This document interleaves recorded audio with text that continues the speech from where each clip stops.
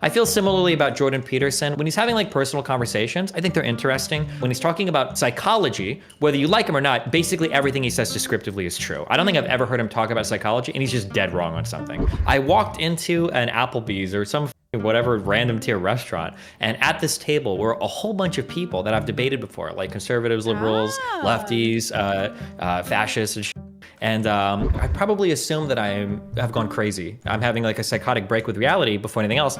But then that gives you the interesting conundrum. It's like, well, now you've essentially dogmatically committed yourself to the same position that a religious person has, and that you're so strongly atheist that there is no evidence that I could show you to shake that belief. You just can't do it. Hi, everyone. I'm Brittany Simon. I run on the like sort of reactionary philosophy side of YouTube, and I create content reviewing pop culture and philosophy. Reactionary?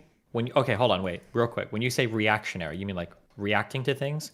Yeah, I mean, it's hard to say because I always get associated with like H3H3 or Abba and Preach or like you. Like all my subscribers watch and surround those channels, like that kind of sphere of YouTube. But I do review things. I talk about things. I'm very bad at it, if you would say it that way. Like Abba and Preach will put out like 2 videos a day, and I'm like, ugh. When I have the spoons, I'll put out a video. But I do love it. I love reviewing people. I love observing humans. It's like my favorite pastime. Cool. Okay, no problem. In the political community, reactionary means something way different. So that's the only What reason does I it asked. mean? I have been out of politics for a few years now. I left the political sphere about 3 years ago. So what is it like now? I haven't really seen it in a while. Reactionary can mean one of two things. Either one, you are taking a very contrary position to like a particular movement in politics, or two, it can refer to kind of like more extremely conservative politics. People might call them like reactionary. Oh. Yeah, I was interested when you said reactionary side of philosophy. I didn't know what that meant. So, but I understand what you say. Yeah. Yeah, that's so funny. I used to roll in like the conservative side. Then I was an SJW, and then I hung out with like Natalie and like that kind of side. Natalie Wynn, that side of YouTube. And then I got out of politics a few years ago and just like really focused on what does it mean to be a person, which is what I want to talk to you about today. I haven't seen, so forgive me, I just started watching you about maybe 8 months ago or so. And I saw just a couple of recent videos that I thought was so interesting. You were doing an interview with a lady in her home, and you talked about how you kind of started off conservative.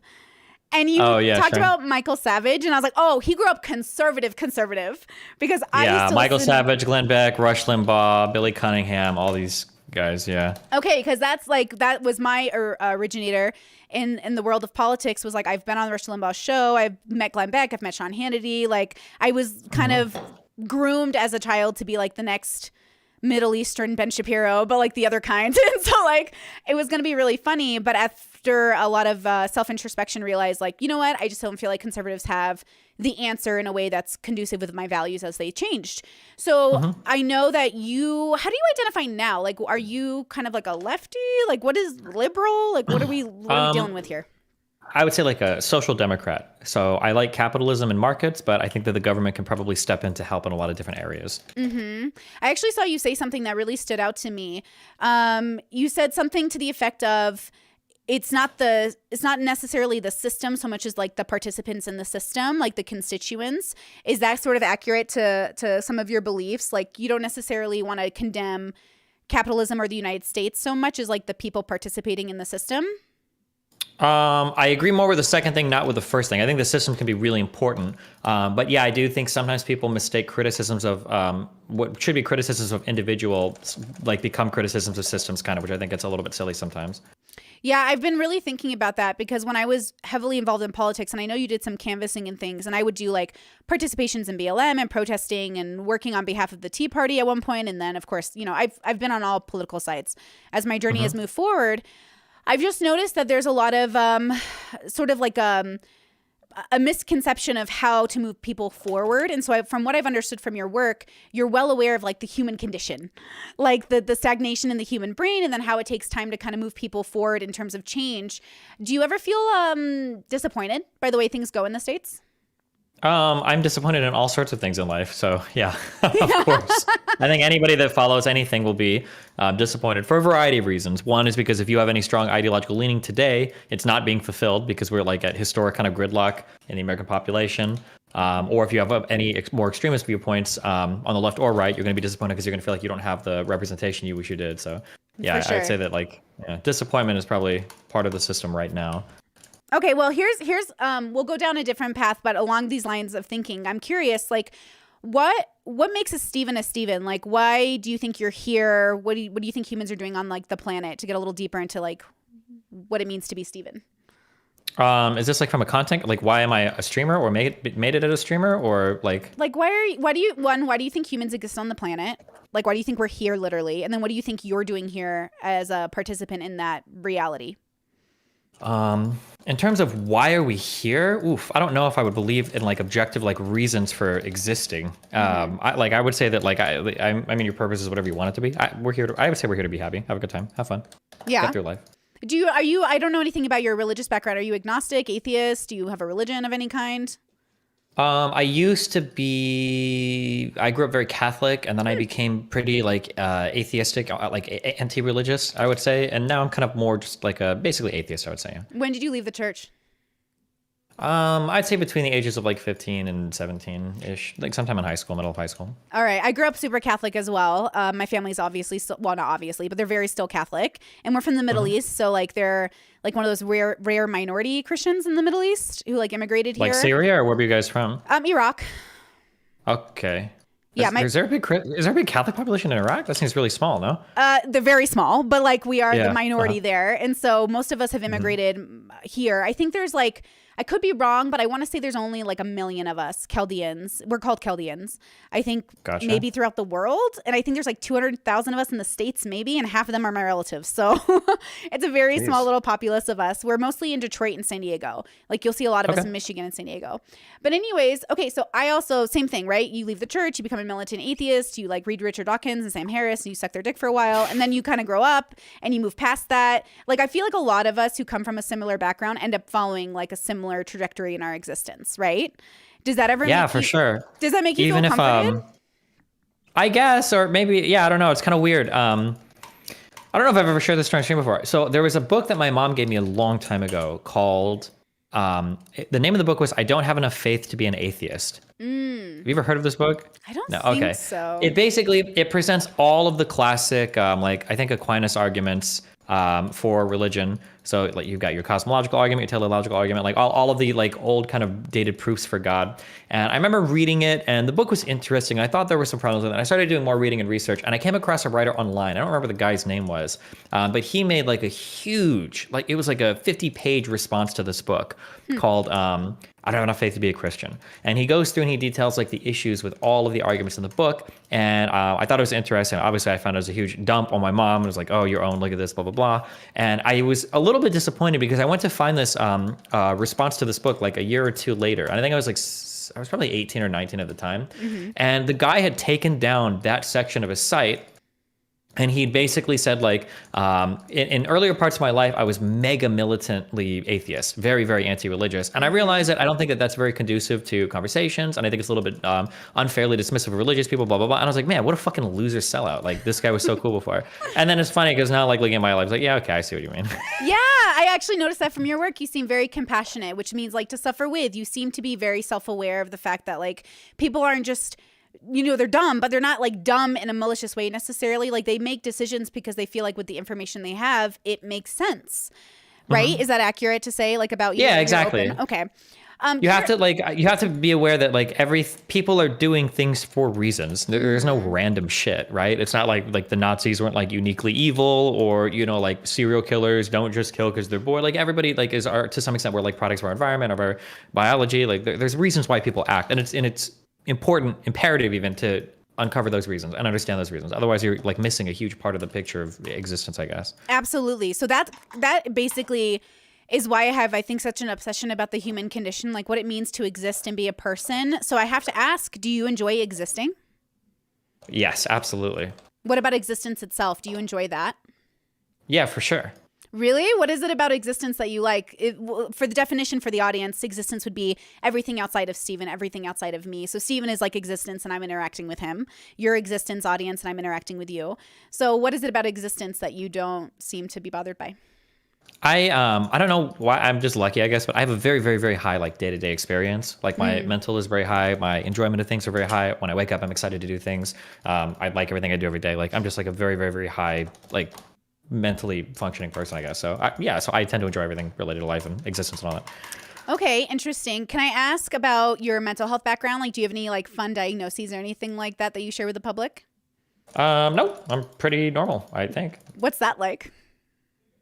Pretty good, actually. I guess it seems to be pretty atypical these days. It seems like everybody has a problem or something. But the only thing I've had recently is sometimes I wake up after 6 hours instead of sleeping a full 7.5 hours. That's been driving me crazy. I've had that problem for a few months. But otherwise, I think I'm pretty good all the time. Yeah. That's really nice, actually. I have a brother who we always joke with him, what's it like being mentally healthy? And he's like, oh, that's great. I was like, that's weird. Like, because of course I have like all of these little issues I've had over my years, but obviously I'm in a very positive place now with it. And actually, if I may poke you a little bit about Anna, can I do that? You can poke me however you want. I'm a very open person. Go for it. Perfect. Okay. I find your dealings with Anna very fascinating. I haven't watched everything between you two, but one of the things that I think is interesting, because I am a borderline, I have borderline personality disorder, is like when I see you react to her, I react to her in a way that I react to most narcissists, which is like, why is she doing this? Like this little amnesia thing every 15 seconds. And so I think it's interesting that your gut is telling you she has borderline. Well, my gut's telling me she has narcissism, but that could be bias on both our ends, I'm sure. How many? Yeah, I want to be like super ultra clear on that. I need to distinguish between like how I talk with her and then like responsible talk about mental health. She may not have. I don't know what she has in terms of like borderline or anything else. Like I'm not qualified to make that diagnosis. Right. I don't have the background to make that diagnosis. And there's a ton of overlap between different types of mental illness or personality disorders. I think personality disorders. Mm-hmm. So like there's a lot of overlap between like OCD and borderline, and there's a lot of overlap between like borderline and histrionic. And there's so it's hard for me. I can't come out here and be like, oh yeah, she's definitely borderline. I can tell blah blah blah blah blah. Because like so many things can masquerade as so many other things. So I don't actually know if she does. She says she has like OCD. She might just have like really bad OCD, and maybe the way that it manifests is like how she acts on stream and everything. So who knows? No, for sure. And same with me. I know everyone always says like Brittany thinks she's a therapist. Swear to God, I'm not a therapist. I'm just an idiot with a camera. But like I am fascinated by psychology, and obviously I read a ton. And so, and obviously with my own mental health, in order for me to get better, I did deep dive into researching borderline and like, oh, what does that mean? Because I didn't know what it was before I got diagnosed. I just had no idea. And so I wasn't prepared to, understand it. And the internet definitely isn't helpful with it. But I will say that's very helpful, I think, for people to hear you say that and reassure them that you, like many of us, are just trying to figure out how to categorize people and to feel good about how you're seeing and assessing them. So I do appreciate the fact that you have dealt with her in a particular way. I will say she reminds me a lot of a stalker I had a few years back. And what was crazy is as I watched you interact with her, I think I got this sense of like almost longing for like, oh, I wish I could have handled my stalker this way with just like talking about it. But I was, really recommended by people to just like ignore her basically. And to hunker down in a state that I no longer tell people where I live at all. And it worked out, but it is cathartic in some ways to see you go after Anna. But then in some ways, I have to ask, how much of you is turned on by how petty you can be with her? Okay, I'm going to avoid the last question completely. I enjoy interacting with people that are challenging or have strong personalities, even if they're a little bit crazy. So that's a thing that I don't know why. I just have a very big problem with like the typical like demure, quiet, passive. That's not very interesting to me. Having people that will want to like scream and argue with you and stuff is way more interesting to me. I don't know if that's a relic of an unhealthy artifact in my mind or something, but for the in terms of the first part you bring up, like dealing with stalkers. I'm not 100%. She does a lot of like her, what I would say is harassing online. I don't know if I would say she's a stalker. I don't, because it's not like she's shown up in real life and she hasn't like reached out to message me in several months now. So she's done like a good job at that, but she's like a little bit, I will say obsessive about like her thoughts related to me. Yeah, I will say there's like a difference. There's a difference when you're a guy and you have stalkers versus a girl and you get stalkers. Like I think this is something I kind of joke about is that like a guy can go through a lot of crazy women and have a lot of fun experiences, but a woman will probably make it through like 2 or 3 guys before one of them kills her. So you have to be kind of careful balancing out the difference between what you have to deal with, I think, as a male versus a female. And then also someone on the internet versus someone in real life, right? Like on the internet, you can pick up a lot of stalkers and they're not necessarily as scary as like in real life, where you might pick up a stalker from like work or something, Yeah. Mm-hmm. So do you, how does it feel, I guess, because I've also seen your actions with Mr. Girl who, is a very interesting little human, but he has a tendency to want intimacy with you in a way that's very fascinating. In the same way, I think it's different than Anna completely, but yet, well, how does it feel to be wanted by people? Like they obviously, there's something about you, right? And I know you're an online person, so you have charisma, but like, how does that really feel like when you go to bed at night and you think about it? It's hard to deal with. It's interesting. On one end, I think it feels good because you want people to like you, and because if people like you, then there's probably some thing there that you can get from somebody if they do like you, if they see you as being charismatic. So that's a good thing. But then on another end, it can be challenging because like the ways that I interact with people, I think sometimes can lead them to believe that there is a different like internal emotional process happening that's not happening, and it can mindfuck people. And I kind of have to be careful of how I manage that. Yeah. Well, what about for you? Because if I'm kind of going back to what you said about wanting the challenges, because I have a feeling, and I don't mean to equate us, but you have said certain things in your podcast where I'm like, oh, I wonder if Steven's brain works like my brain, in the sense that like I don't want to say B word bored, but I want to say that I am looking for very particular kinds of energies to interact with and to challenge me and to put me quote unquote in my place in a very like humbling way, obviously. And so I find that the internet allows that opportunity on occasion. But then you run into the Annas and you run into like the people who become a little bit too obsessed with moving intimacy forward. So how do you like, is there a correlation there in your brain of wanting the challenge and then ending up just meeting people who are a little eccentric? Like, is that the consequence? Like, are you saying that like I meet really eccentric people because I'm looking for challenging people? Yeah, it's possible that could be the case. Yeah, I mean, I like, how do I say, everything that I'm stating is a subjective preference, so obviously everybody has their own. I don't like it when I state some things sometimes that people are like, oh, like Destiny thinks I'm a bad person, or I'm a boring person, or a horrible person. I think that different people can like different people for different reasons. I just like people that have very, very, very strong personalities. Oftentimes these people are going to be a little bit off the norm, but that's the kind of person that I enjoy like interacting with. So those people are probably also overrepresent like crazy people, which is, a thing that I deal with. But I don't know. It's very entertaining to me. It's very fun. I like it. I like the challenge in a Death Note style where if somebody's trying to fuck me over, it can be fun to see who fuck over who first, but that can be a little toxic. And then I like the challenge in like a conversational style. Like these people tend to like have stronger opinions that they will push back on you for. And I think that's an interesting experience as well. So yeah, I don't know. It's just all like very entertaining to me. I really enjoy it.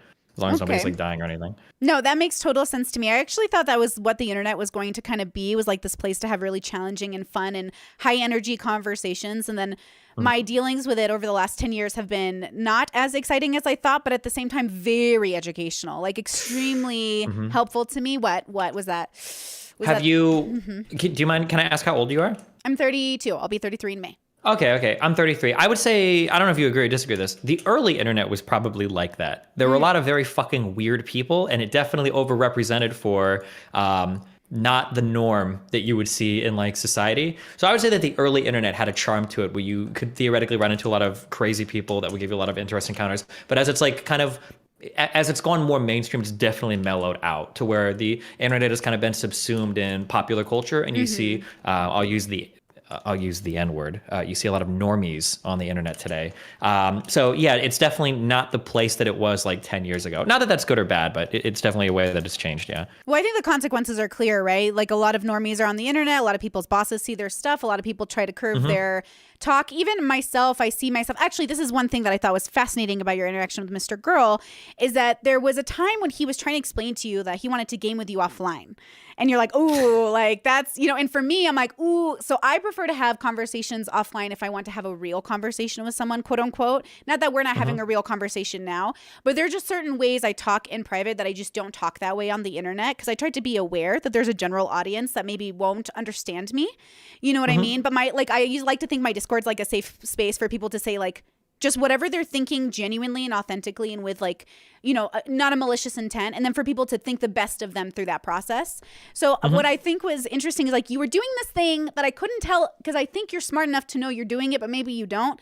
But like I feel like you were avoiding telling Mr. Girl, like, we are not as close as you think, but we could be maybe one day. Like he wanted you privately.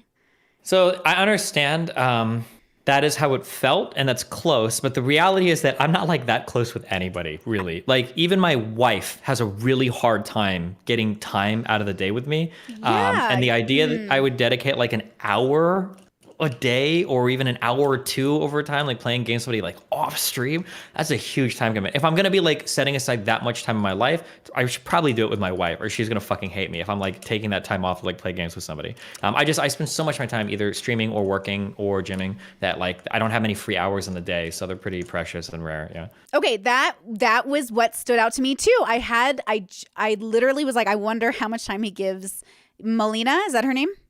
Yes. Melina. And I was curious on that as well, because it sounds to me like, and forgive me, I'm going to poke you a little bit more on this. So like, just, knock yourself out. So like what I'm hearing though, when you talk is like, I am Steven and I am open and transparent, but there's a part of me that's just for me. And not even my wife gets that part of me. Is that accurate? Maybe a little bit. I like to do what I like to do. I'm a pretty selfish person, I guess. I like to do what I like to do, and taking too much time away from that to do other things to make other people happy is not typically how I've ran my life, so it's pretty hard to get me to do something like that. It's pretty hard to get me to do something that I wouldn't want to naturally already do anyway, I guess. Yeah, which is fair. I mean, you have one life and then you're going to die, so you might as well, right? How does that work? Now, are you in an open relationship or a polyamorous relationship? It's somewhere in the middle of those two, I would say. Okay, are you allowed to fall in love with other people? I don't think we're supposed to, but probably, maybe. Okay, I used to teach BDSM and polyamorous, like open relationship educational stuff on YouTube before I moved into this kind of sphere. I've changed a lot, and so I always ask those differences because I am curious. Because in the way that you operate, I think you said in one of your interviews, you both like to do things separately and together, and then you want to be with Melina for the rest of your existence, from my understanding. So I was curious on how other humans come into that. Obviously. Yeah. So like, so we have an open relationship and that we hook up with other people and stuff. But I don't really like one night stands that much. Right. And it's the idea of just seeing somebody that I'm only there to like fuck and then leave is like very weird. So like we'll see other people, but like we might like spend the night or might go out and watch movies or whatever. So we'll do like those types of things with people. But I wouldn't say that it's like full on polyamory because I don't think we juggle like multiple relationships. Like I wouldn't say that like I have like 3 girlfriends or Melina has like 2 or 3 boyfriends, but we do have like other people that we might fuck in the long term and also have like friendships with. So it's somewhere between those 2 things, I guess. Yeah. No, that's totally fair. I actually, I find how people navigate their relationships fascinating because I myself was poly for like 10 years and then I became monogamous again purely for efficiency reasons. Like efficiency is the core of my value system. And so I just have to move with like that in mind. For you guys, it sounds more like you're just very comfortable in what you've established. And so like, I mean, who hasn't had sex with their friends, right? So like, I guess I'm one of those people that fall into that category. So I guess I'm just curious on how that's working out for you. Do you ever consider your situation like a lifestyle choice or an orientation? I mean, everyone thinks about it differently. What made you actually want to do it too? Like what motivated you guys to do that? I don't know. In terms of, I never thought of like lifestyle choice. I guess sounds kind of weird. It's just like a thing we do because I don't know. I like fucking people a lot. Melina seems to as well, so that's why I do it. The idea of like only getting to fuck like one person for the rest of my life is unfathomable to me. So it's like, okay, well, I guess we do open relationships. In terms of like, is it easy or whatever? I can give like a ton of good relationship advice and pointers and everything, but like my relationship is not perfect. And I contributed to problems a lot in my relationship. So we definitely have our fair share of problems. We're pretty happy people publicly, like generally most of the time. And I think sometimes people might get the impression, I have to warning us this constantly. We're like, oh my God, like Melina and Steve do open relationships and they love it and it's perfect and it's so great. And dude, no, there have been times where we are fighting a ton. And I'm like a big, there more than once in our relationship, I'm like, listen, if you're not happy, like maybe we should just fucking break up because this is fucked. Like I don't care, fuck it. So like we've gotten to that point multiple times that we fought, but like we love each other, we get through it, and I think everybody fights. But yeah, I don't ever want to give the illusion that it's like all like sunshine and rainbows and there are no problems and anything. That's absolutely not true. Like we have fights, and sometimes we have fights related to being in an open relationship. Like there are special like things that happen just because we're in an open relationship. We have like unique fights sometimes related to that. So yeah, it definitely has its own set of challenges and everything. But I mean, every relationship does. So yeah. Interesting. Okay. Do you guys live together? Yes.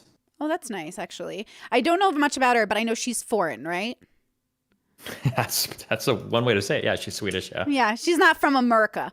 Yeah. Good for her. So, okay, interesting. And then can I ask you what it's like to be a dad? Yeah, I mean, I guess it's pretty cool. I'm long distance dating right now, so I don't live with my son currently, but yeah. Okay, fun. I don't know much about how your son came about. I just know that he exists. And I'm a big like Well, one proponent day of there was a parenting. woman I met her. We had sex, unprotected, and then yeah, Oh, okay. So it wasn't like so it was like a moment in time and then a baby came it out was of it. a horrible Okay. moment in time. But yes, yeah, it Noted was. to note to self. Well, I saw some of your Instagram photos because I mini stalked you in preparation for this, and I saw some photos of him, and I thought they were obviously very adorable. But like I think about the responsibility of that. I want to be a mom one day, and I think about that in relation to streaming. Do you ever have anxieties over being like a parent and being a streamer, or no, it doesn't impact it? I don't care at all. It doesn't affect me. The only thing I worry about is like I try to balance out like he's 10, so Oh. the kids love attention. And when he can say a word and he's like, I want to see like this emote, and the whole chat starts doing it, it's like the biggest dopamine hit for him. So I try to be like really careful because I don't know how much I want him to be on stream because he doesn't understand the ramifications of it. And I think kind of like the worst case scenario would be that at some point in the future he starts to get bullied because he was on his dad's stream and he said dumb shit because he's like 10 or whatever. Yeah. And then he's like, Dad, why the fuck did you let me do this? Like I was a kid, like this was so stupid. So like he's been on my stream a few times and it's been like really fun every time, but that's not something that I try to make like a super normal thing. Like we're doing this all the time. We're gonna have like father son streams, whatever, just because I'm worried about how that might play out in the future for him. So I've limited that quite a bit. Yeah. I really appreciate that actually, because those are the worries I even have. I'm a really private person. Like I don't talk about my family. I mean, I talk about my family. I don't show my family though, with the exception of the one or two siblings that might be open to being online. But I try very hard to like tell stories without telling stories. It's hard though when you're like online. You're talking about your life. It's hard not to. I don't know. I don't want to say throw people under the bus, but I kind of like your transparency with your relationship, which is to say, like, we're grown-ups. Things aren't perfect. Life has moments of chaos. And so we try to find, at least I do, that sort of like peace through that chaos. You know what I mean? In terms of happiness, though, I'm curious because I always get like a little bit of like a yellow flag when I hear people be like, we fight in our relationships. That's always so interesting to me. And I think I've maintained sort of a single life for that, like that cautionary reason where my brain goes, I don't want to do that every day. I don't want to do that all the time. I want to do that once a month. I don't even want to do it every 6 months. And I can't tell if other people are just like managing differently than I am, or if I've just like found a hermit way of existing that works for my joy. But like, how joyful are you, would you say?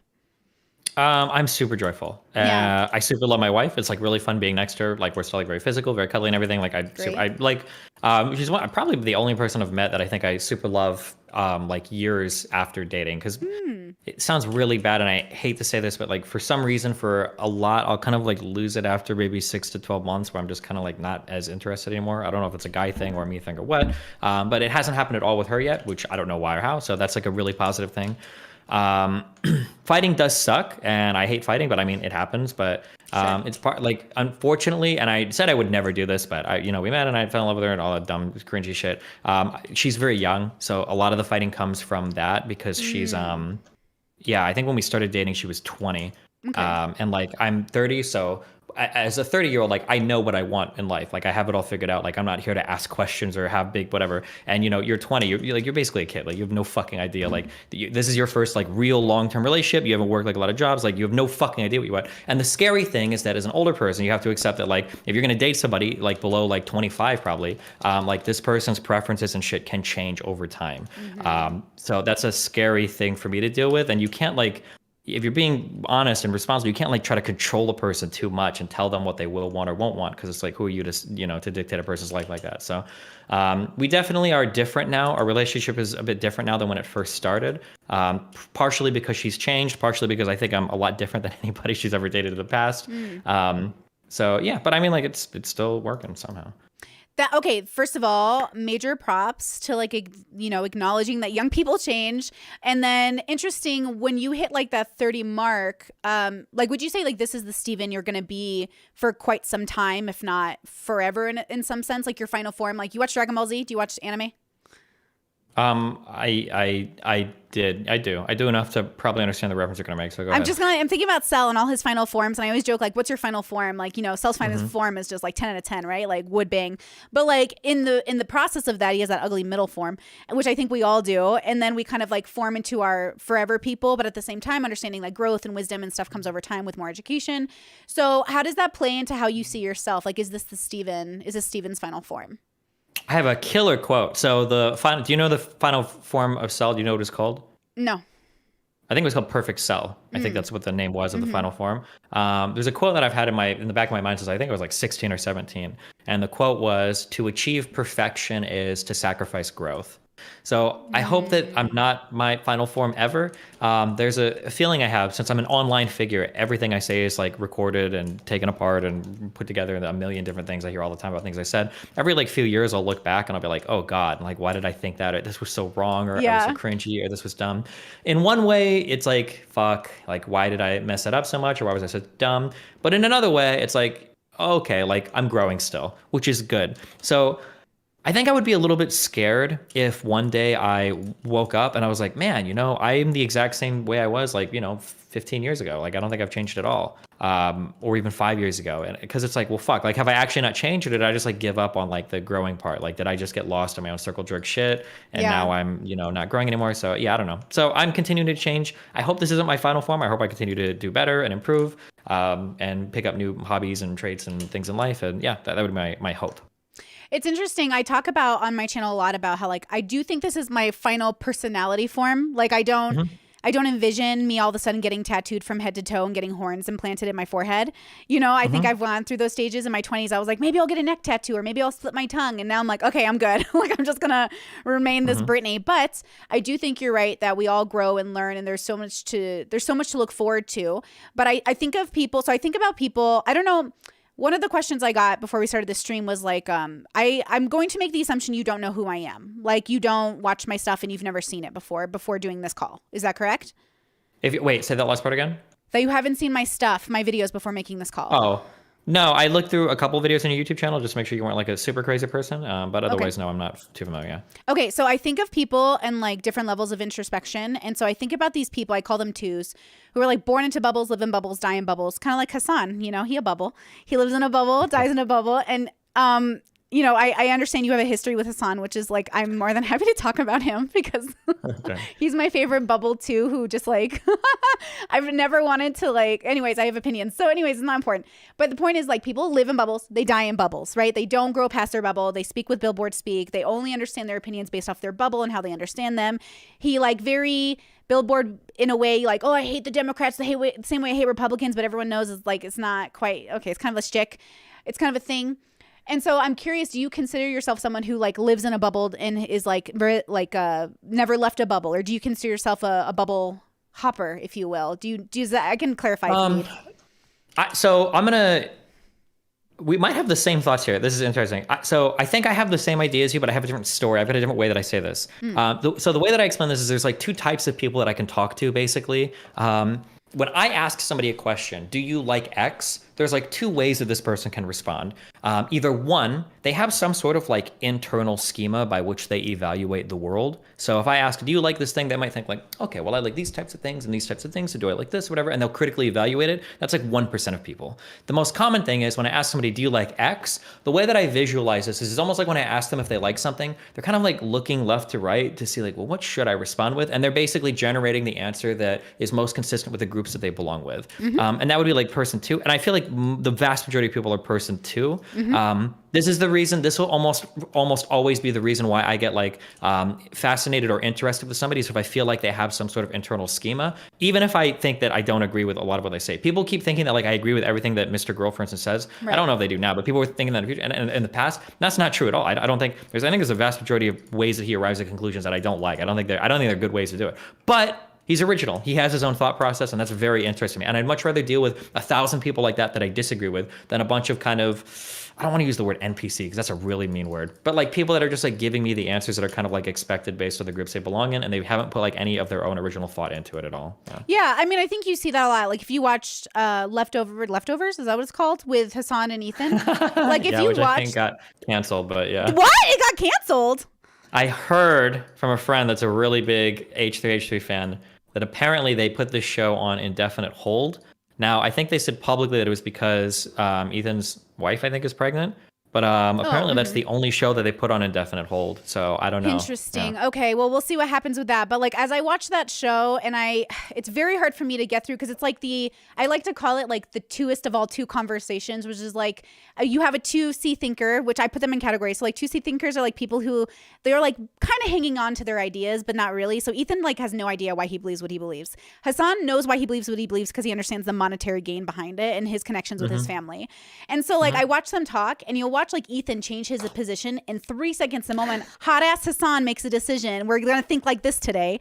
And so I always sit there, and I have a lot of compassion, a lot of openness for twos, because I think most people are twos in the world. Like, why wouldn't you be? And then of course my majority of my family is twos, and so of course like I look at them with a great love. Like I love them. I can't help but love them because I don't feel always connected to them, but I do feel like we see each other in the ways that matter, right? Like they know who I am. They've lived with me my whole life, vice versa. But when you're interacting with the world, it becomes exhausting, at least to somebody like me who's more like introverted and less small talky. But at the same time, I'm fascinated by humans. So like I could sit there and listen to somebody that I think is batshit crazy for a long time just because I'm fascinated by them, like the humanness of them. Does that make sense? Yeah, absolutely. Yeah, so when I see you with Mr. Girl, there's a part of me where like I said this before we started talking, where like Mr. Girl is such a fascinating person because he's so trying hard to be authentic, but in doing so, because he's overthinking it, becomes inauthentic, and it makes people feel awkward because it makes it feel like he's selling something, but all he wants is like true authenticity. And I feel like with you, in comparison, you are authentic and transparent, but there's like a part of you that I feel like must exist in the same way that I always tell my internet people, like, look, I'm like 90% who I am on the internet, but that 10%, that's for me. That's like for me at home, like with my people, with my inner circle. With you, I feel like you have that 10% you keep at home too. But Mr. Girl is trying, I think, to have 100% on the internet. I think you can have 100%. I think I go for 100%, but there are costs to it. I don't have very many friends, and I burn a lot of bridges because, like, sometimes people say, like, oh, like, this is like a very authentic person, and there's no downside. Well, there are definitely downsides. It's very hard for me to maintain relationships with a lot of people for a lot of different reasons. So, yeah, I mean, I think that it's kind of hard to do this. This actually it's the exact same thing as like dating advice.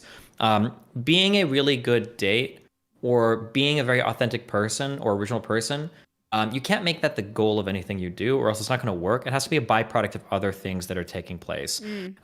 So like, yeah, I think being original is cool and it's interesting, but when somebody's trying really hard to be original, you can get lost in the sauce. And I do think that Mr. Girl can fall into that sometimes, maybe, where I think he is an original person, but I think sometimes he tries really, really, really hard to be an original person. And sometimes it comes off where it's like, what, I don't even know, like, if we disagree on this, or if you just have like a way of framing this so unbelievably outlandishly that like we agree, but you're just using words in ways that are so unnecessarily convoluted, you know, or you're obfuscating your point so much. Like it might be something that's like, oh, like what's your favorite type of food? And he'll be like, I hate food. And I'm like, well, what do you mean you hate food? And it's like, well, all food is negative. And it's like, well, what do you mean by that? And it's like, well, the more that you eat, the closer you get to death. But I like steak. And it's like, okay, sure, whatever. We agree, I guess, but I don't know why you phrase it this way. What the fuck? So yeah, but yeah. Yes, that's exactly it. So that's why it's awkward. So a part of it is like, I want to explain to people, like, you can be authentic with the world. I most certainly try, but at the same time, I also am like, I don't know if it's because I'm socialized as a woman, but I do try to like think about people's feelings and try to mitigate my language to like, how would they best understand me? Right? Like, what two bubble am I talking to? Am I talking to like a crazy religious evangelical, or like a Catholic person who goes to church only on Christmas? Like, two different kinds of people, in my opinion. But some people who maybe didn't grow up in religion would be like, they're all the same. And I'm like, no. Like, people who do not understand the differences between conservatives drive me the most nuts. Because I'm like, these are all different kinds of people, right? Like the amount of people. Like when I'll see people,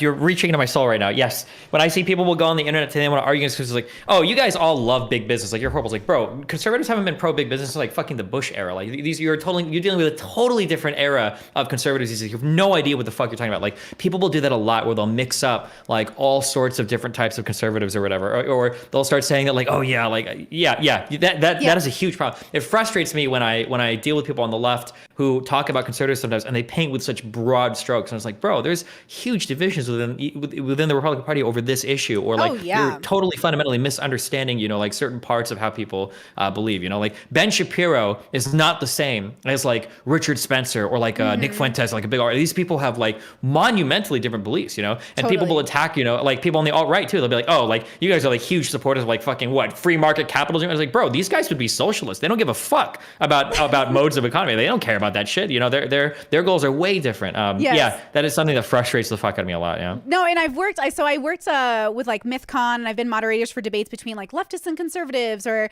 I've worked with Blair White and all these people. So when I watch people call like Blair White all right, I'm like, man, that's the laziest take I've ever heard in my life, bro. Or like even Jordan Peterson, who I have this like very back and forth opinion of Jordan Peterson, where like I really like him as a human. Like as a human, I like really empathize with like his situation and really feel for him. But as a thinker, he frustrates me immensely. Like watching a grown man fight with like Ethan Klein on Twitter is just like the epitome of two-ness to me. I'm like, why are you fighting with Ethan? He's like the nicest, dumbest person I've ever seen on the internet. Yeah. He's not. Well, wait, hold on. Well, I don't know if I would say Ethan Klein is dumb. We might disagree on that, but go ahead. Ethan is. Wait. Who is Ethan Klein? H3. Oh, wait, fuck. I'm thinking of Ethan, the one from, oh God, fuck, who am I thinking of? Never mind. Ethan is dumb. You are right. I'm thinking of there's another Ethan from, oh God, who am I thinking of? Really famous Ethan from Vox, I think. Is it Ethan Klein? No, it can't be. Ethan Klein's the Jew who runs Ethan Klein is the Jew. Stuff. Oh, Ezra Klein. Forget everything I just said. No, okay. Ezra Klein. Klein, he's the one who does interview a bunch of people, right? And has like... Yeah, he does like podcasts and stuff. That guy, when I've heard him speak, is pretty intelligent. Yeah, and other stuff, yeah. People have wanted me to like rate his like introspective level, Ezra, but like I can't. The thing is, like, Ezra is extremely open, but not. Like, he knows where he stands. He's not going to budge on it. You know what I mean? Politically, he's not really going to change. But that's fine. Maybe, ultimately, here's my thing. I am only interested in what's... So, okay, first of all, let me say like skirt.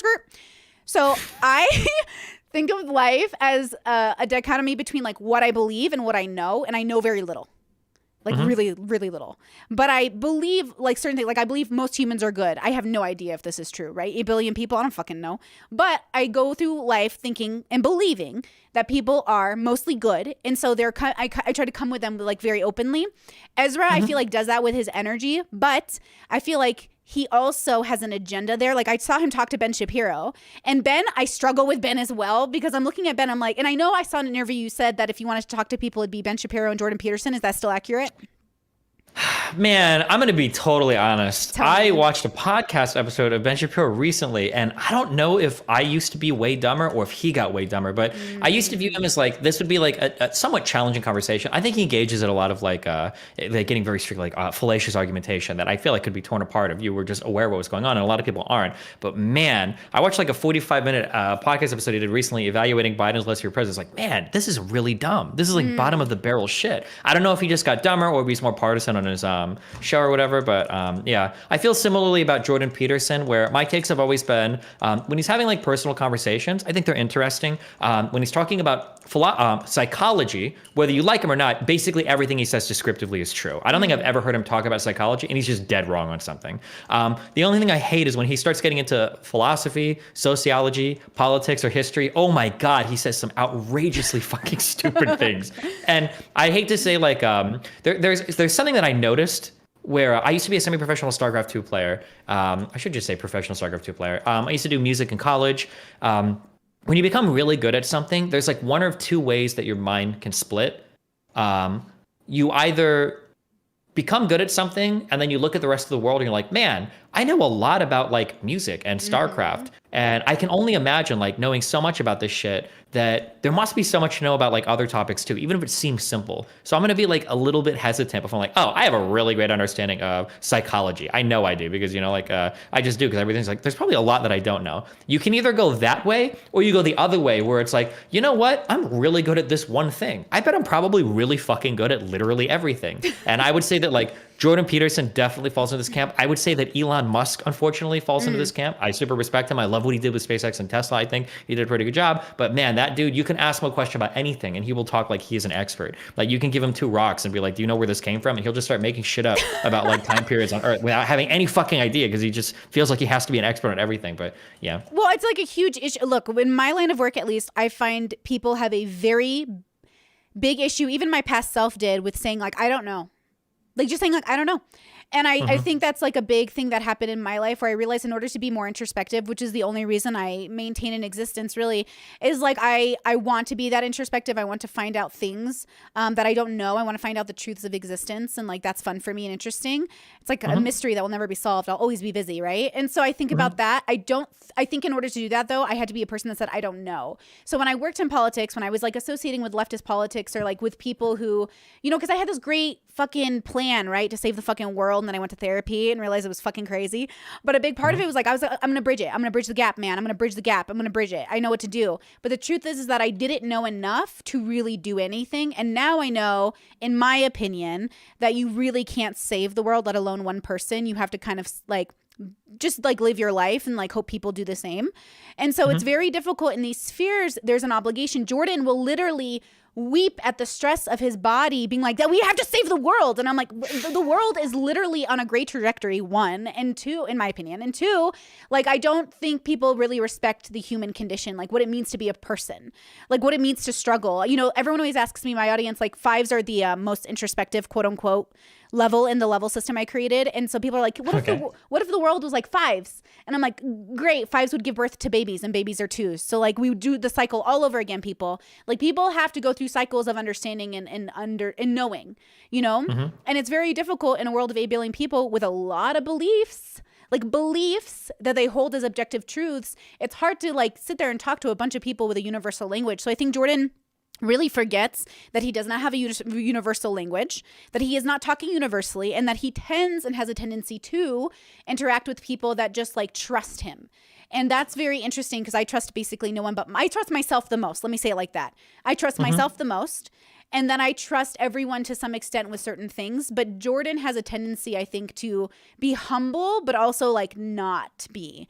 So I think it stumps you, you know, and Ben Shapiro is way too tied to like political money, I think, to like really, I don't know. Be honest about like, yeah. You mentioned earlier, like, it seems like some people won't change their beliefs. And it's like, yeah, that is kind of true. I will say though, that like on YouTube, kind of, depending on who you are, you have the luxury of being more flexible if you're not in a particular tribe. But it's probably pretty hard when you're like a major network TV show or whatever. Cause I'm feeling a little bit more liberal than I used to be. It's like, okay, well, now you're out the job because we're not looking for fucking liberals here on Fox News or the Daily Wire or whatever, you know? Did you ever listen to a radio host from San Diego called Rick Roberts?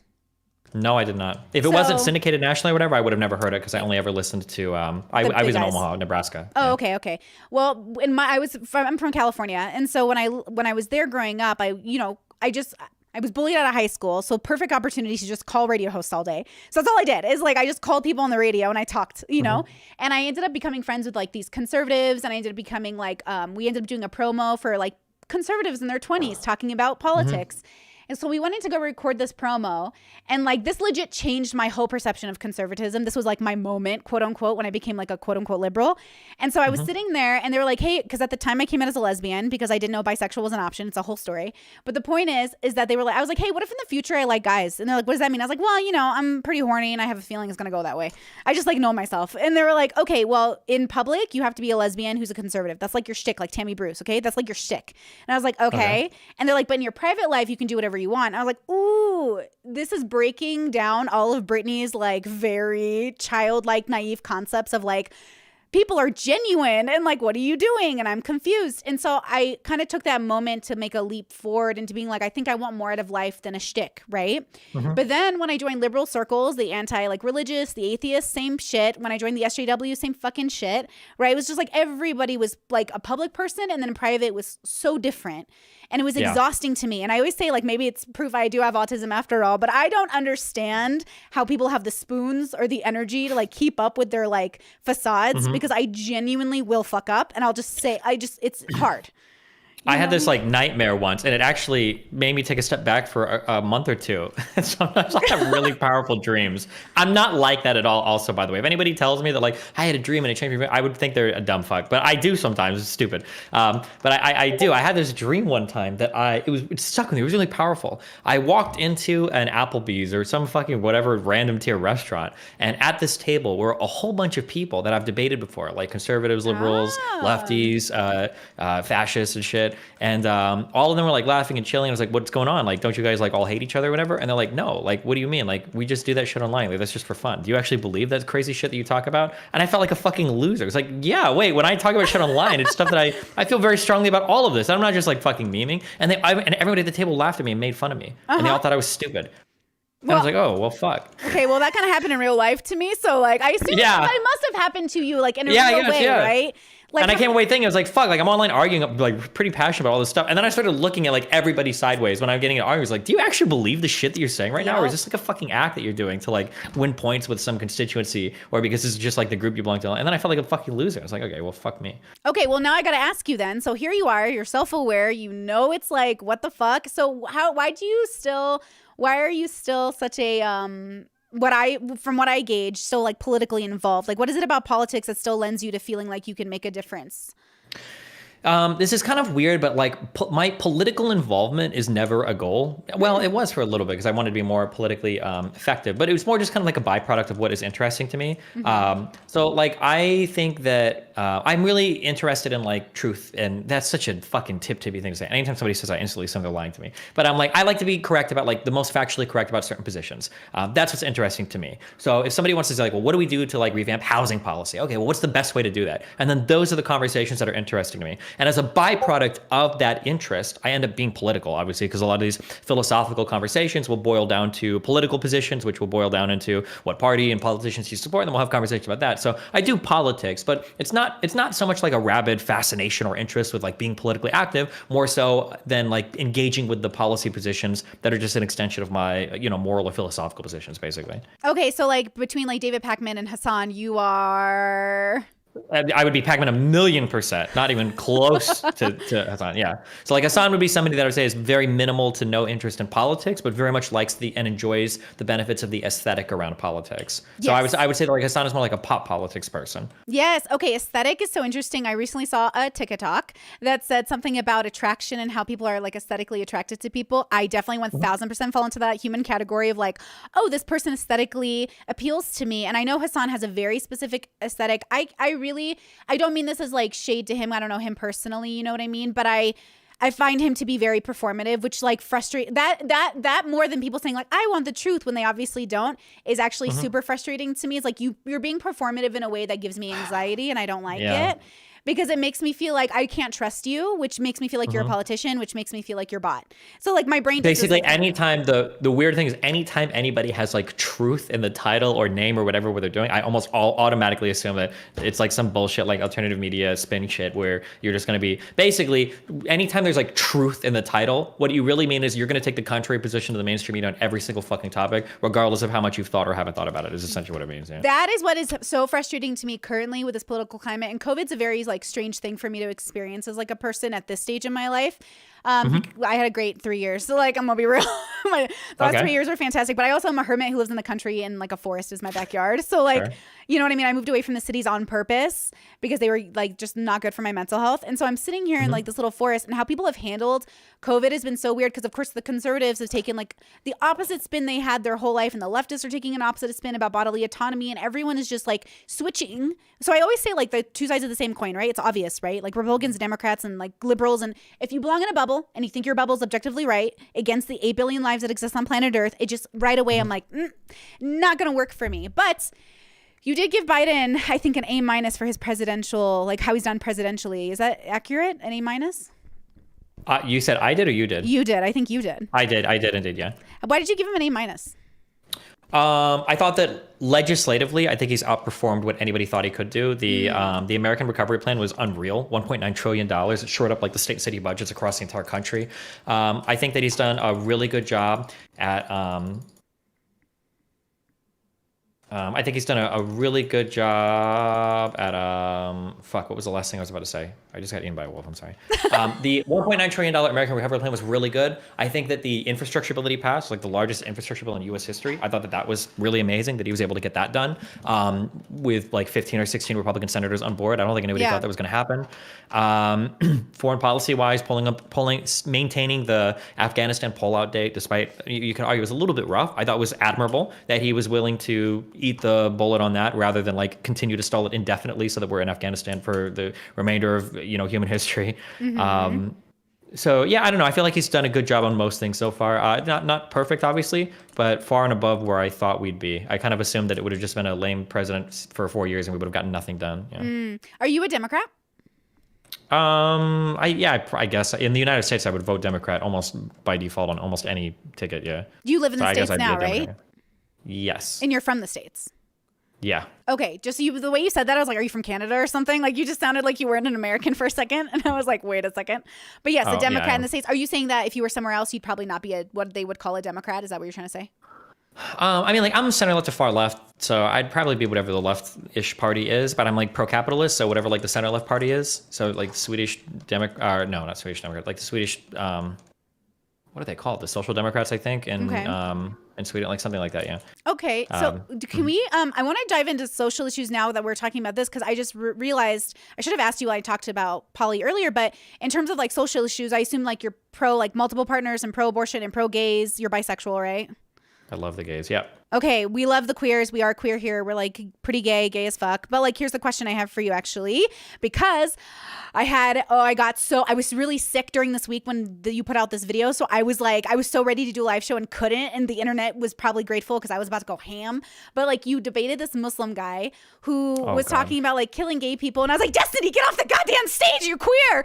And I was like freaking out for you internally. And I was like worried. And I wondered, do you ever have anxiety when you're talking to people who are like, yeah, we're going to kill the gays? Like, it's just going to be like, yeah, we're going to kill them. I guess not really. I don't really think about it much. Why? Is that because you're a dude? Like, tell me, do you never feel fear for being like just murdered? I'm not like a very fearful person. It's just not something I think about much, I guess. Maybe I should, but I don't know. I just, yeah. I don't know why. Because I imagine if I did, it would probably mindfuck me quite a bit. Because I have like a lot of haters online. People call the FBI me, dumb shit like that. I'd probably be really paranoid about like going outside or going to events if I was like super worried about stuff like that. But there have been a couple times in my life where I've gotten like a little bit scared about what was going on around me at certain live events. But for the most part, I just kind of do whatever. I think maybe I might have like a skewed perception because like I come from the internet, and on the internet everybody talks shit and nobody actually follows through with anything. So maybe I just don't expect anybody to follow through. Not that that's a challenge for anybody to try and tell me, but that's just, I feel like people talk shit online and then I see them in real life and usually they're like, oh, I just talk shit online. Like I think you're cool, blah, blah. It's like, okay, whatever. Okay, that is true. Yeah. That is majority true. That is majority true. I think I hold a lot of anxiety over like people fighting me, but I also like, I'm in my head, I'm like, I'm ready. Let's just let me know you're gonna fight me though, and don't bring guns to a fist fight, yo, because like that's gonna annoy me. But it is that is interesting to hear you say that. Actually, I'm curious now. Okay, a question: Are you BDSM at all or no?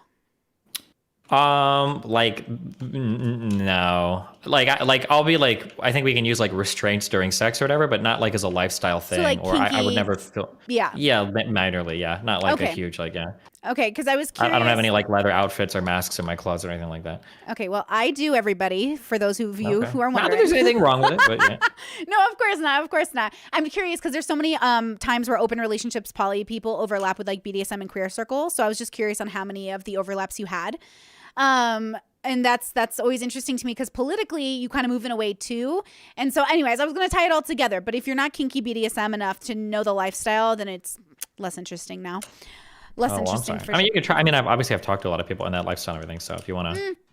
Well, what ends up happening is like there's a divide amongst the BDSMers where like the old school people are maybe more traditionally like Republican or like libertarian, and then the younger generation's more like leftist and focused on like leftist politics. But then it's like I went to Seattle for like 5 years, and like Seattle's such an interesting place to exist in, especially as a person who grew up conservative, where you meet people and they just like associate their orientations with their politics. And so I guess I hate that. Okay, so like that's what I want to talk to you about then, because you're like you're a dude. You're bisexual, you're married to a woman, but like you are in an open relationship. So there's a lot there that in my head, I'm like, oh, I wonder if he's a Seattle queer person or. So like the way that I've always viewed things is, there's an excerpt by some poet guy or whatever, or it might even be by Rip himself in the beginning of this book called Starting Strength. I'm not gonna be able to find it, but it's a really good like short. I don't know if I call it a poem, but basically it goes something like a man should be able to go outside, plant some crops, go inside, read some poetry, write a book, play a video game, play some sports. Like I think that we can do a whole host of different things in life, and I get a little bit sad when people seem like so dedicated to trying to like box themselves into one type of stereotype, and that's the only thing they can do. Yeah, I think that's a little bit sad to me. So. I tried. Like, if there's something I think I'll enjoy, I'll try to enjoy it. And I try not to be like too roped into just like one type of thing and then cut myself off from other potential like happy or fun experiences. Okay, I want to explain to you.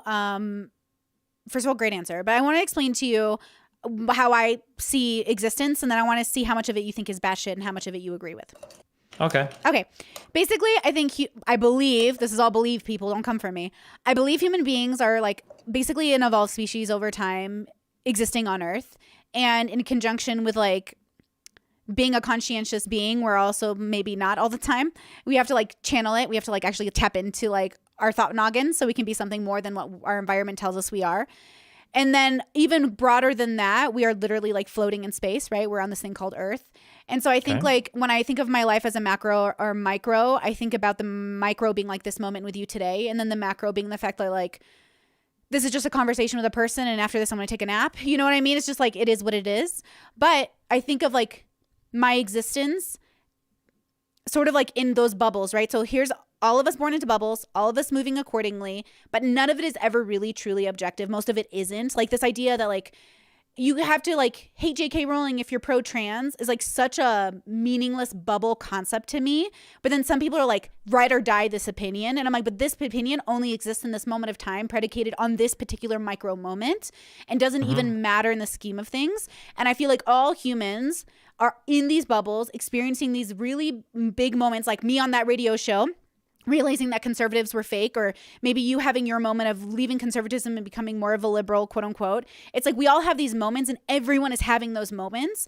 But if we really sat down with ourselves and got down to like why we do anything, most of it seems to be because we think we should and because we think it's right and because we're genuinely trying to be good people. But a lot of it is just like very much not necessary, like very exhausting to me. Like I don't think humans are very efficient and I am exhausted by existence. I love my existing.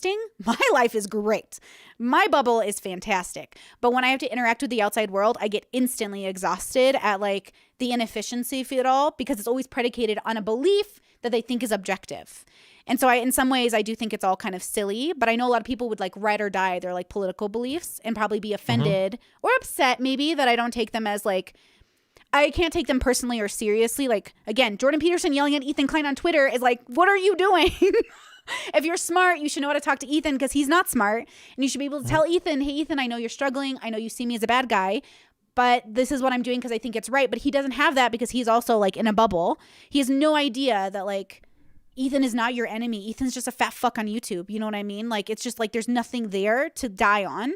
But Jordan decides to die on this hill. Ethan's dying on this hill. And I just think it's like very their prerogative and their right. But I don't think it's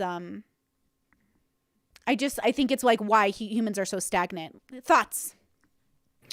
That was a lot. Was that a lot? I thought I kept it short. My bad. I don't think I heard anything that I necessarily disagreed with. I don't know if I'm able to tie together every single one of those discrete thoughts into one cohesive thing, maybe like you have. But I think I largely agree. I don't know if I got like a holistic picture of everything you're saying, I guess. Let me pull you along if you want. Or no, go ahead. People have subjective experiences. When you're dealing with somebody that assumes that they have like the objectively correct answer to everything, they're obviously not going to be able to communicate with other people. Yeah, what else am I? Okay, so now that we've agreed on that, let me pull you along. Okay, so now that we know that Steven is like, doesn't think I'm crazy, great? Because people hear that and they go, that's nuts, Brittany. Like, we have to fight for this. We have to do this. They get automatically defensive normally. But I think I'm saying things that are very reasonable. But again, I've dealt with a lot of people in strict bubbles. Like, no, when you say this invalidates my reality. And therefore, our realities are different. And yours is the opposite of mine. Therefore, you're the crazy person, right? Okay. So if we like can agree on this like premise sort of like this subjective existence, then why do you think people get stuck in these cycles of just like regurgitating other people's beliefs? And then why do you, Steven, or maybe you don't actually, and that's kind of the caveat here, do you find yourself ever stuck in the bubbles? I'm a 2C person. No, stop it right now. Actually, okay, I'm not going to level you here because that's, I think, inappropriate. But yeah, that's fine. But I think what's important is that like I already know you're open, and that's like the key factor to any sort of form of introspection. So you're already like years ahead of like other people, right? So like, do you know that? Like, are you aware of that? And how does that feel? Or what do you think about that? So I think I don't think there's one answer to this. I think there's a lot of different things at play here.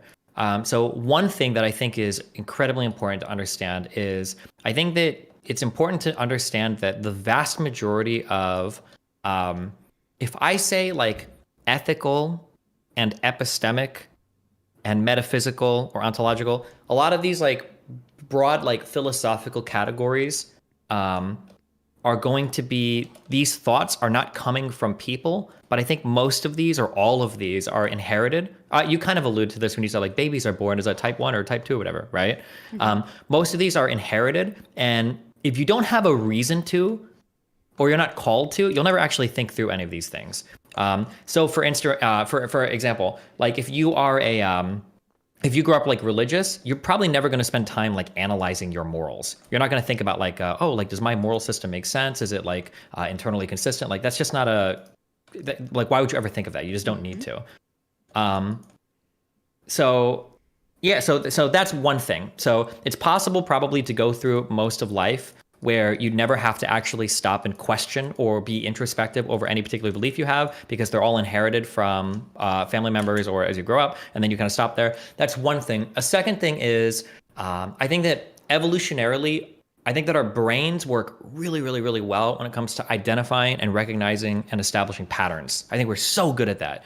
We see patterns, we recognize them, and then we make assumptions based off that. So like I can see like one rock in one area that falls somewhere, and then in another area I can see two big things of wood, and I know if they fall, it's gonna have, like I can do so much with this a priori knowledge plus my experiential stuff. It's like so good. But that doesn't work at all for the modern world. Our brains are not suited for the modern world, because that type of like heuristic analysis will fail you. Like you'll see one woman or black person do something bad, and then you extrapolate to everybody and you're fucked, right?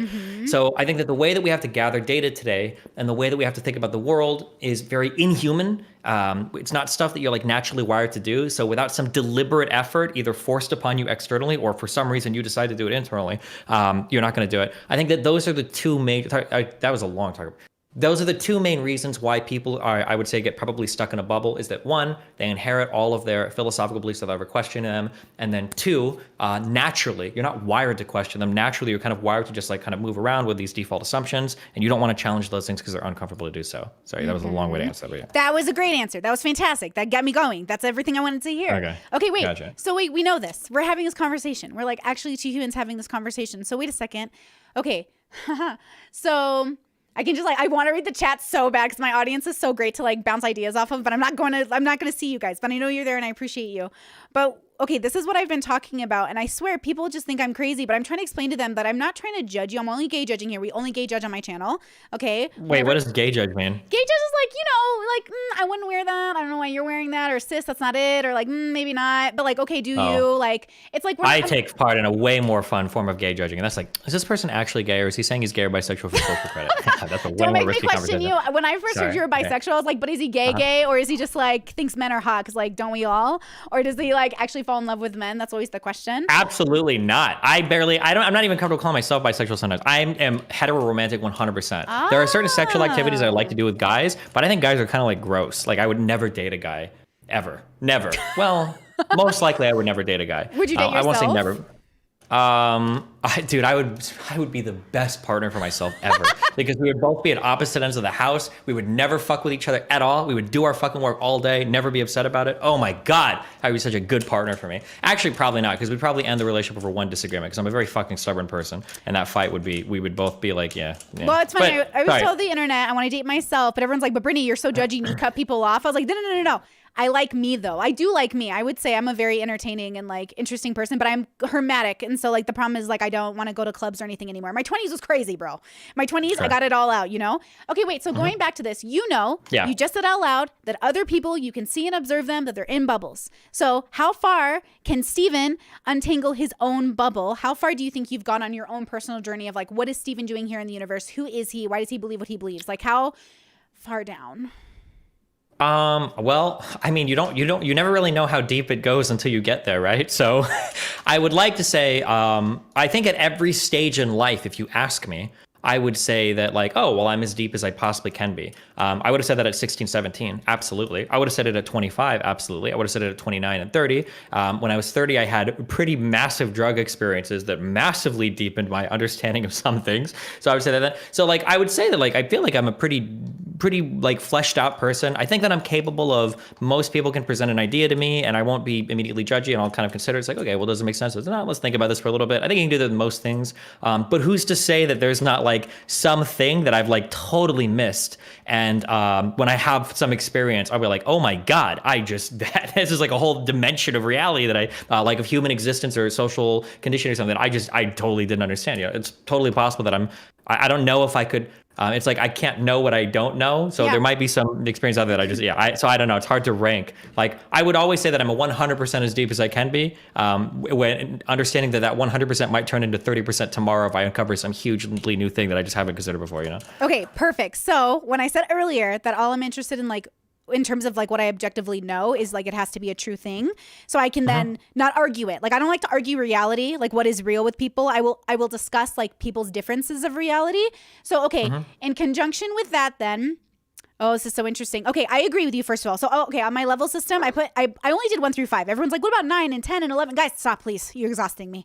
5 is just the person when you get to a stage of radically accepting that the world is exactly as it should be because humans are exactly as they're operating on the best of their ability, quote unquote.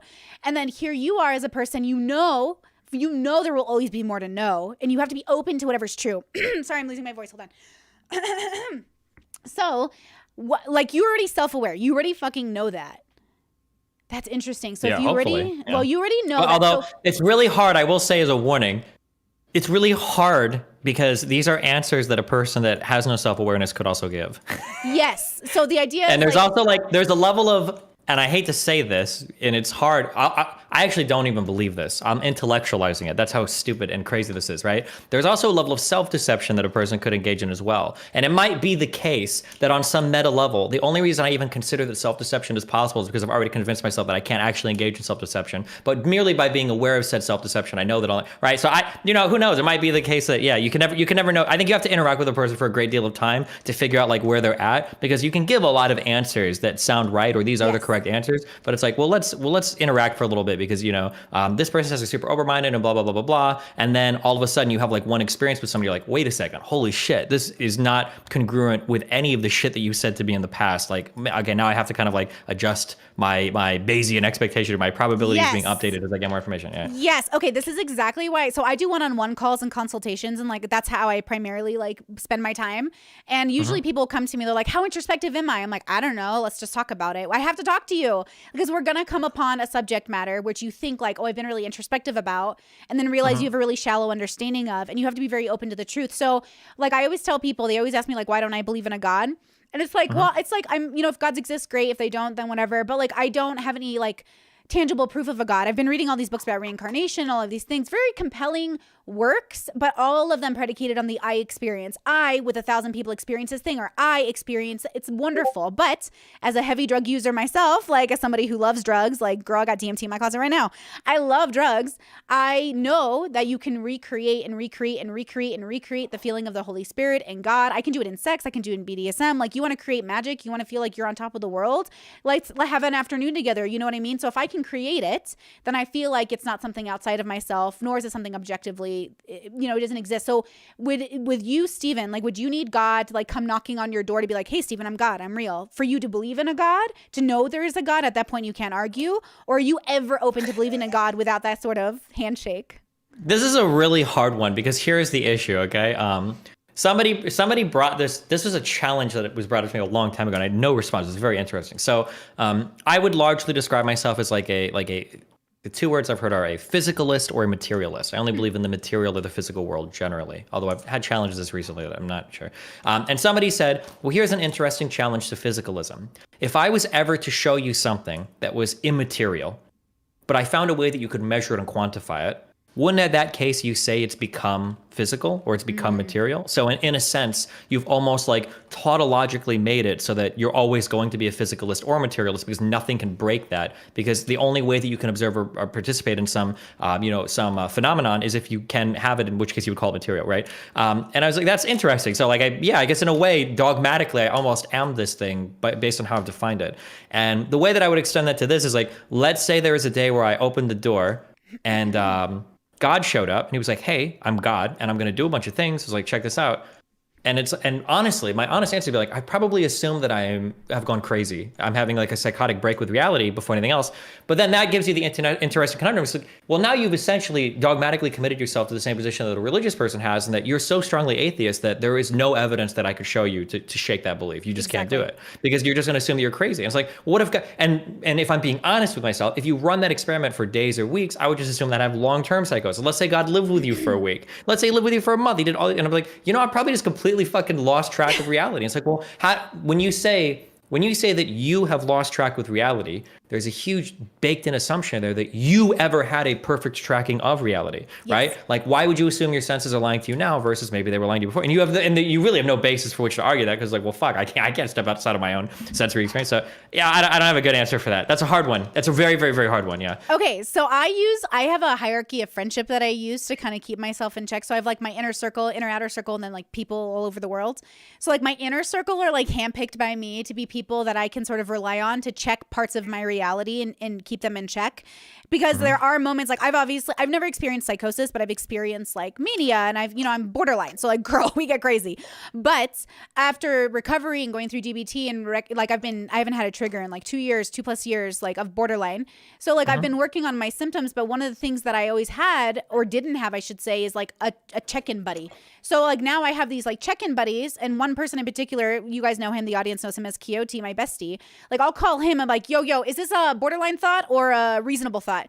And it's like, I need that double check-in because I do feel a lot of my life. Like I would say I feel my way through the world, which I think is apt for a personality disorder and high emotions. But at the same time, I do try to cover it within the reasonable part of my existence. But the logic you just become like a staunch atheist who's like, I'm so logical and I'm like a person who only knows data. But then what the fuck does data mean when you're trying to be real? Like one of the things I hate about fucking Peterson when it comes to open relationships is that he's only considering the data and not really the bias in the data, where the data came from. He's not even considering the individual's experience. Like, I really think we're all gonna fucking die. Like, this is it, baby. Worm food in the process, in the making. So like, if I want to live my one existence fucking multiple people, like how could you even think to take that away from a person in any real tangible way? Well, it comes from that stemming of, I think, that belief that your belief is objective, that it's like he calls it, he calls online dating, which I mean, I'm not totally in disagreement with, but he calls it like sociopathic or like even psychopathic, where he says like people are ghosting each other and people are swiping, and it is incredibly objectifying. It is. But ultimately he stems from such bias. So what I'm trying to figure out about existence is, can I get to a place in which I have formed a proper group of people, or I put myself on the internet, which I have, to open my ideas out to criticism, to make sure I am not just living in a fantasy world of bless you, of like, Brittany's the best and Brittany knows everything and Brittany has the best ideas, because I don't think I do. I just think I have a very specific understanding and radical acceptance of my limitations as a human being. Which is doubly scary being an online content creator as well, right? Because it's very easy to get lost in a fan base that supports you, no matter how right or wrong you might be over some particular thing. Yeah. Totally. Actually, one of the things I really encourage my group of people to do, because especially our Discord has become so it just feels like MySpace days, like where you just like have your friends and everyone knows each other because we've all been chatting for so long, and we all differ and we're all different, but we all like each other so much. And someone actually in the Discord was saying how they had to leave for a time to make sure they weren't a part of a cult. And I always joke, I'm like, the differences between a cult and a community are very blurred right now, but I would say I'm too lazy to be a cult leader. I sleep way too often. I play video games and watch anime way too often to think about running a cult. But at the same time, I understand that fear, because I myself like left religion. I left subgroups. I thought I had a home in all these political groups, and I didn't. Like, people were seconds away from canceling you, which was so funny to me, because like, I'm anti-canceling. I don't give a fuck. Like, people say whatever you want. I literally I don't think about other people's opinions too long, but I do consider my inner circles the most. So like I consider the internet, I want them to talk to me. I'll discuss it out loud. I'm live twice a week type thing. I'm talking to you, right? The idea is like I'll talk to other people that I think are smart or smart enough at least to challenge me outside of a bubble, because I can't, what would be the point of talking to fuckface Hasan right now and be like, hey Hasan, do you think my ideas are stupid? And then he's just going to say, well, does it fit my bubble narrative? Same with Ethan and everyone else. It's no fun, right?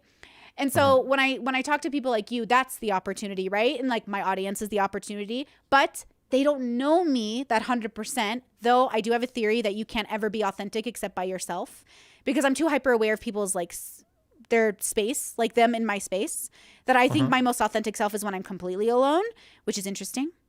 So when you're hearing this and you're like thinking about it, how do I say this? I think I'm taking issue with the fact that like you gave Biden an A- because I'm looking at him like he's just a politician. He's what I call a 2A. Someone who knows the system, knows like there's really no reason we're doing any of this shit. It's just wait a second. Wait, what were you asking me to grade him on? No, well, I'm not asking you to grade. I saw an interview in which somebody asked you, what would you give his presidency? And you gave him an A-, oh, okay. correct? Gotcha. Yeah. Okay. And yeah, it was okay, cool. interesting to me because I can't tell if my bias against politicians is causing me to be like, I don't give a fuck what you did, bro. Like like all I'm seeing is these high inflation prices right now. Or if you're looking at him purely from a perspective of like destiny, or Steven wants these things to happen and Biden's done them and that's good. Like you would agree Biden lives in a bubble. I don't know. I don't know Biden. It's hard to say. I mean, I would imagine any politician probably does, yeah. So you're rating him purely on policy? Yes, on how Fair. effective he's been as a politician, basically, yeah. But I mean, he's a politician, so I feel like that's what I would have to rate him on, right? Yeah. No, that's fair. Interesting. Okay. Sorry, my brain is thinking while I'm talking to you, and so it's doing that thing where I'm like trying to form my thoughts at the same time. Sure, that's fine. That makes sense. Okay. Can I ask you to do me a favor? Yeah. Can you give me 2 seconds to pee? I mean, like, do I have the option of saying no? It seems like I would. Yeah, go for it. Yeah, you can say no. You can be like, no, I'm just going to go do my games and I'm going to ditch your live show. And then that would be what happens. Yeah, no, go for it. Let's do that, guys. Everyone grab a water and go pee really fast because your girl has got... I'm so sorry, Indiana Jones. You're going to have to move. I'm so sorry, Meow Mouse. I'm so sorry. Okay, I'll be right back. All right, I'm back. Hi. Oh, thank you. I drink a lot of water all day. And girl, I was thinking about peeing for the last 45 minutes. All right. Oh, ladies and gentlemen, I feel much better. Okay, I want to talk to you about purpose. Wow. What? Okay, yeah? Are you good? Yeah, this is going to be pretty boring, but go for it. Oh! Okay, well, have you discovered your purpose in existence? I don't think there's like any like purpose. I wouldn't say that existence is purposeful or anything, yeah. Are you content? Yeah, definitely. So what else then? What else? What is there to do in life, or? Yeah, like what else are you like? What? Okay, look, I really just think we're like people. We're doing our thing. I wake up every day and I think to myself, what do I want to do today? And then I just kind of do it, right? Like that's a position I didn't always have. Like I didn't always have the money or the time or the kind of job where I could do that, but I have that now. And so my life is no longer in survival mode. I'm like in purely like living my life mode. Would you say you're in the same place? Yeah, I enjoy my day-to-day. I really like what I do. There are like some goals that I have related to kind of my job stuff or my stream stuff or my hobby stuff. But yeah, I'm like super content and happy with what I do now. Okay, I love that. I would say like that's exactly where I'm at. I have like these kind of these goals, and I think I'll attain them because like I've never not attained a goal I wanted for the most part. You know, give or take a couple of situations, and so I feel pretty confident about that. Does it ever? So would you? Oh, you would say you're probably internally motivated. I would say. Very much so. Solely, yes. Okay, because this is like the conundrum I've had with a lot of people where like I am only internally motivated and my audience finds this very amusing. But I say this for a particular reason. And like I used to, I think, be internally motivated, but externally as well. I was the perfect two. Like if you want to talk about a person in a bubble, I was a perfect bubble person. I was born into a bubble. I fucked with that bubble. I liked that bubble. And I liked all the bubbles I hopped into. I liked when I wanted to become a leftist, I was like, I fucking love these people. When I was like, even in liberal circles, I loved them. Like I was having such a fucking time. Even though I was in conflict and even though I thought there's things we could have done better, I really liked that my life was, predicated on being a community member. But now I do think of myself as just like, well, what does Brittany actually want? And to be honest, like I don't really need much out of life. I just need like the simplicity of being able to exist and do my thing. But that seems to be a very big ask from the world of bubbles, right? So when I think about like my purpose, I think about like, what do I want to do? And then if I have the ability to do it, right? And then I just go from there. That's all I think about when I think about purpose. But I know it's romantic. I know people think purpose is very like beautiful and big. And I think it might be for some people. And I think it could be like, I know I want to be a mom. I know if I'm not a mom before I die, I'll be very pissed. Like I'll just be angry at the world, right? But at the same time, I know that it's not, I don't know if it's, I feel like it's fulfilling a purpose, but I also know it's a huge responsibility. So I guess I mean to ask you, and I want to dive into with you, like, I guess what is it like to be a human for you? Is there anything to it, or do you really just wake up every day? You're like, cool, I'm a person. Yeah, probably that. I don't know. What is it like to be human for me? Yeah, I just wake up. I do things that I enjoy. Yeah, that's basically it. It's pretty simple. It is very simple. Interesting. I feel like I'm doing the Mr. Girl thing where I'm like, no, Destiny, there must be more. No. Steven, tell me everything. There must be more. What is it? You read the Harry Potter books, right? Yeah. Yeah. No, it wasn't Harry Potter. Fuck. Hold on, I'm thinking of a pop culture reference. The Prestige. Have you seen that movie? With Christian Bale? There's something that he says about like living two lives, and I think somebody in response to him, D'Angelo or whatever his other person that he competes with, he says, "Oh, how like it's so easy or whatever," and he responds, "No, simple, yes, but not easy." I think he says, right? Yeah. So like I'm a relatively simple person. I mean, that doesn't necessarily mean that I guess that like my life is necessarily easy or my day-to-day existence is easy. Like there are definitely challenging things, but I enjoy the challenging aspect of most of what I do. Yeah. And it's fun to do what I do. So yeah. Well, I always tell people on my channel, right? Like life is simple. We want to love and be loved. Like the human desire, I think in all of us is to be seen, to feel like people see us. Now, I think the issue is like life is hard.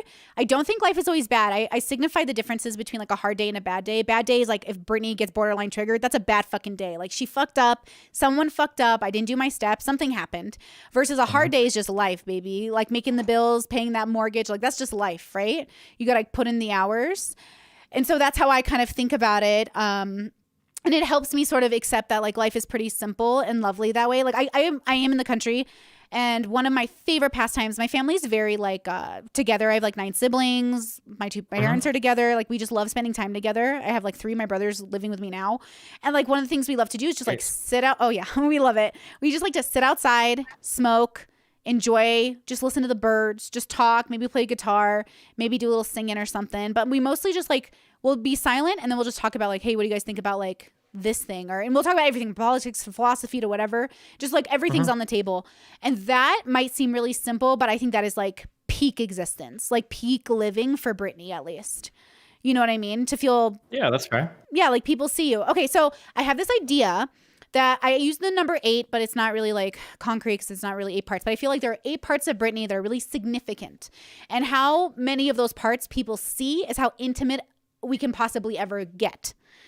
So in relation to your own life, I'm curious if anyone has ever seen the 8 parts of Steven or how many parts of him they actually get to see. Like I know you see all 8 parts of you because you would have to. You're you. Hopefully. You see them. You know, those things that make you you, and those things that are like important to you. The people in your life, do you feel like you get to have those like really close, intimate relationships? Like I assume you do with your wife to some extent. Yeah, I don't know if there's any individual person that every single part is shared, just because there is differences in like I have different activities and not one person fully encapsulates. So like some incredibly emotionally or physically intimate experiences with me. Like one might be sex, another might be playing music together, another might be like playing video games together, another might be like having certain types of like debates. It's hard to find. I don't know if there's like one person that would encapsulate all of these different experiences. Like, oh yeah, like there's one person I do everything with them, or I've done like every particular thing with them. That probably isn't a thing that I think has existed with me in my life. Because I think it'd be pretty hard to find one person that can like sync up with all of those individual things, I would say. For sure. No doubt. I actually, well, that's why the joke is I should just marry myself, right? Like the joke is like, oh, I'll know what to do for me. And I try to communicate those things to people, but I have this little bit of I have a understanding of at least using myself as an example of like friends can get really fucking close to me, like super intimate. But because we don't have even though I might have sex with some of my friends, let's say the sex Okay, hold on. Okay, I'm going to say this out loud. So let's just like, it's going to be jumbled, but you're going to get it. Okay. Hopefully. Okay. So in one way, sex is like the most intimate thing in the whole world and literally the least intimate thing I've ever done in my whole life. So depending on the context of that sexual interaction, it can either be me giving a vulnerable self, like a vulnerable version of myself that I've never given to someone through sex, or it could be the least vulnerable version of myself and we just happen to be having sex. And so I think about that in conjunction with like those 8 parts. Like, how can a person ever see me if they don't see at least, I say 80% of those parts? You know, so let's say a majority of those parts, but not all of them, because realistically, you're right. In order for a person to be a true individual, they would have had to have lived a life that was different from mine. And even though you can say Stephen and Brittany like had a lot of overlap, obviously we deviated at some point, you know, and then all of a sudden we're not like similar enough. And so I think about that. And I think about intimacy in that way. And I think about the world even larger. So my brain goes, think about Brittany as an individual, Brittany as a person within her inner circle, and then Brittany as like a community member in her city, and then in her state, and then in the universe. And then it like goes out and goes out and goes out. And I wonder if I'm putting too much pressure on the individual to go down this route of knowing themselves in conjunction with all those levels, and therefore limiting the self by claiming these 8 things are that important. But at the end of the day, I think they are pretty fucking important. Is this like when you say pressuring a person, is this like you guys are about to have sex and you're like, actually, hold on, this is just 3 of 8. I need you to explore 1, 2, 4, 5, 6, 7, and 8 before we begin this experience. That I make sure they're connecting at every single level. I guess I associate with a lot of different people in my life for different reasons. There are different, they might be people you have sex with, might be people you just play games with. And I don't think I demand,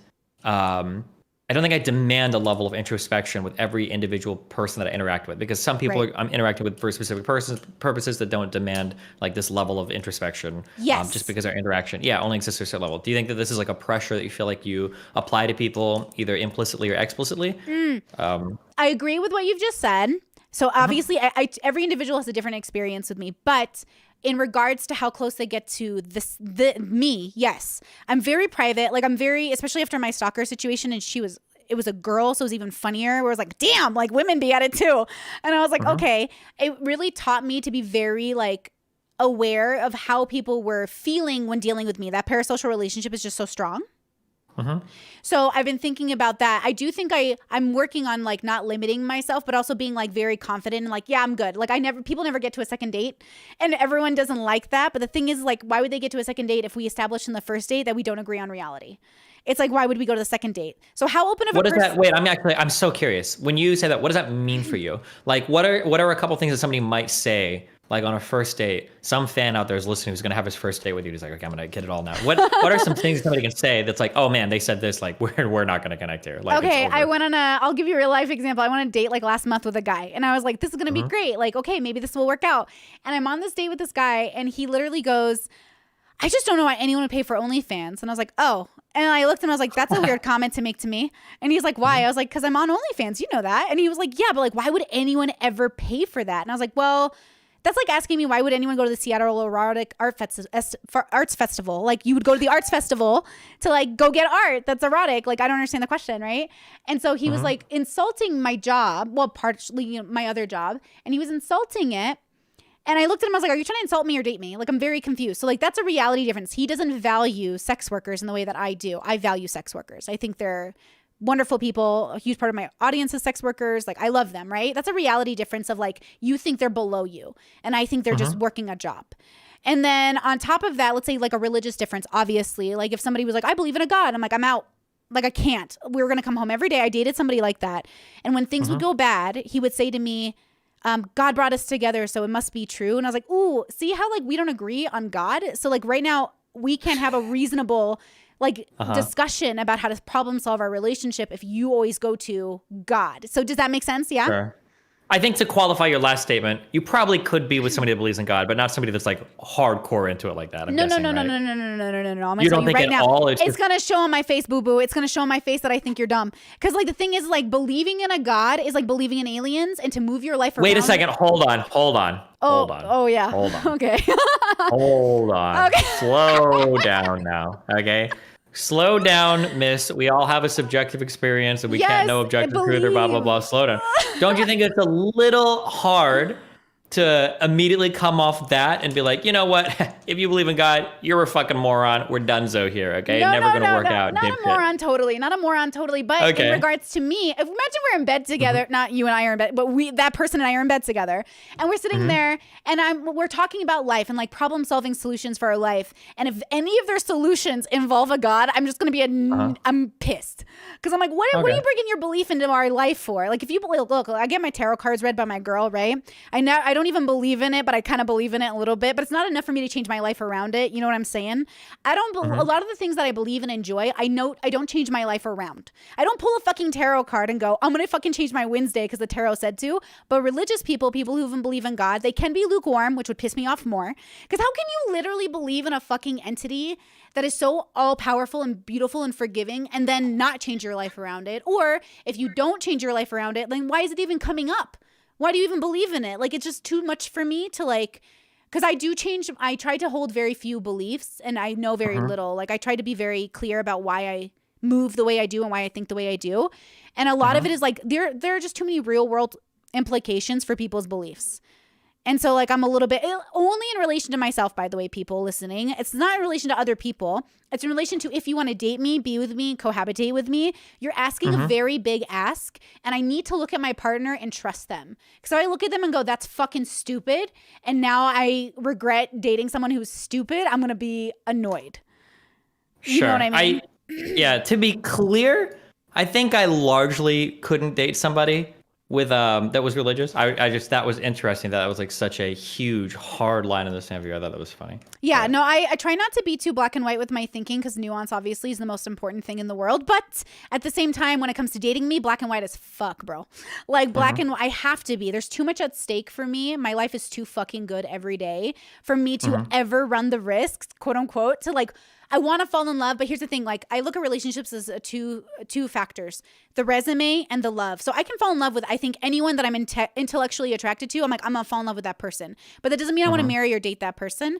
And on the same front, I can meet someone with the perfect fucking resume who's everything I want. And if there's no va-va-voom that, for me, sexual chemistry or like romantic chemistry, then it's like, cool, I've just met another person who intellectually thinks similarly, but we have none of that connection to want to tolerate each other for the remainder of our existence.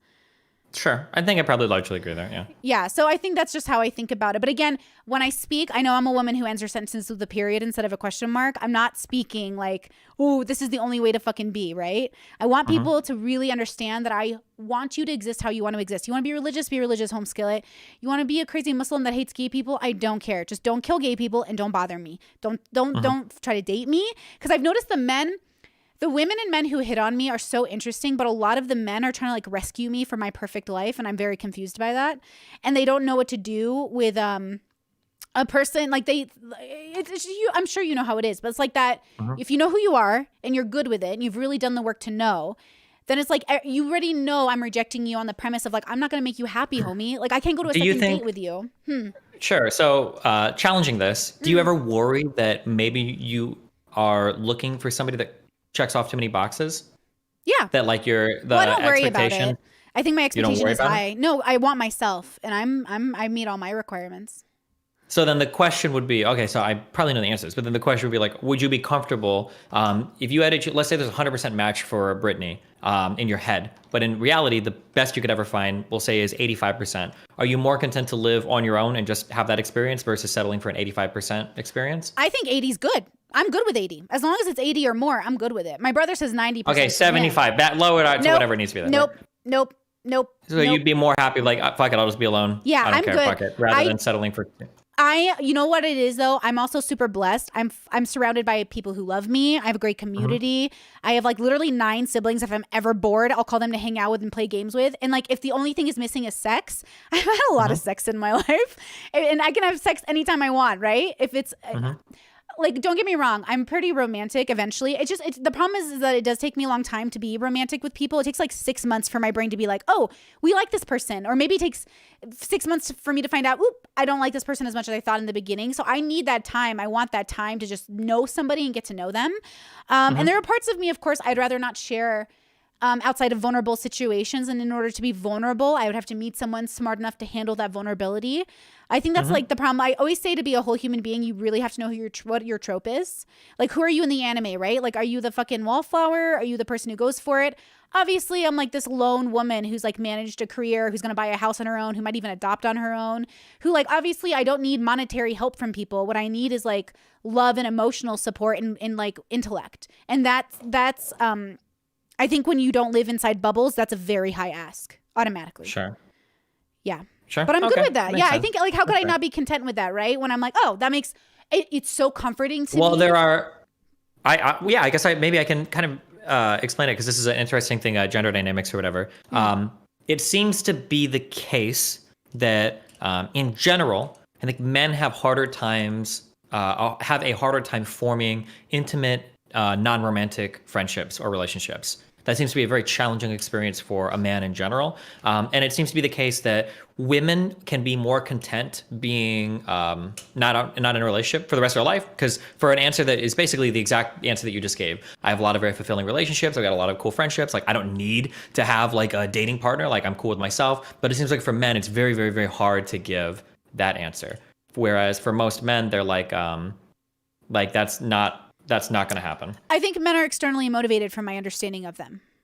Like, they need a family to be at a job, or they need a woman to be not committed, or they need something. Not just that. Not like, oh, they need like somebody. It's like they need like that emotional connection that a man develops in a relationship seems to be really unique to those relationships. Whereas for women, it doesn't seem to be as unique. That a woman can find a really deep and fulfilling, emotionally fulfilling relationship in a friend, but men don't usually find those. It has to come from a dating partner. Yeah. Okay. So there's a weird dichotomy in a society that exists where like a lot of men are super miserable and like women are being more and more content being on their own. And now men are like, wait, well, this is fucked. Like, we don't have these same types of friendships. Like, we're actually getting fucked in this deal now. And it's like a source of frustration, I guess. Yeah. Okay, I will say this, because did you hear out of Portland and Seattle, they're doing like platonic relationships and marriages now with like girls, and like they're all friends and they're getting married and having kids, but they're platonic.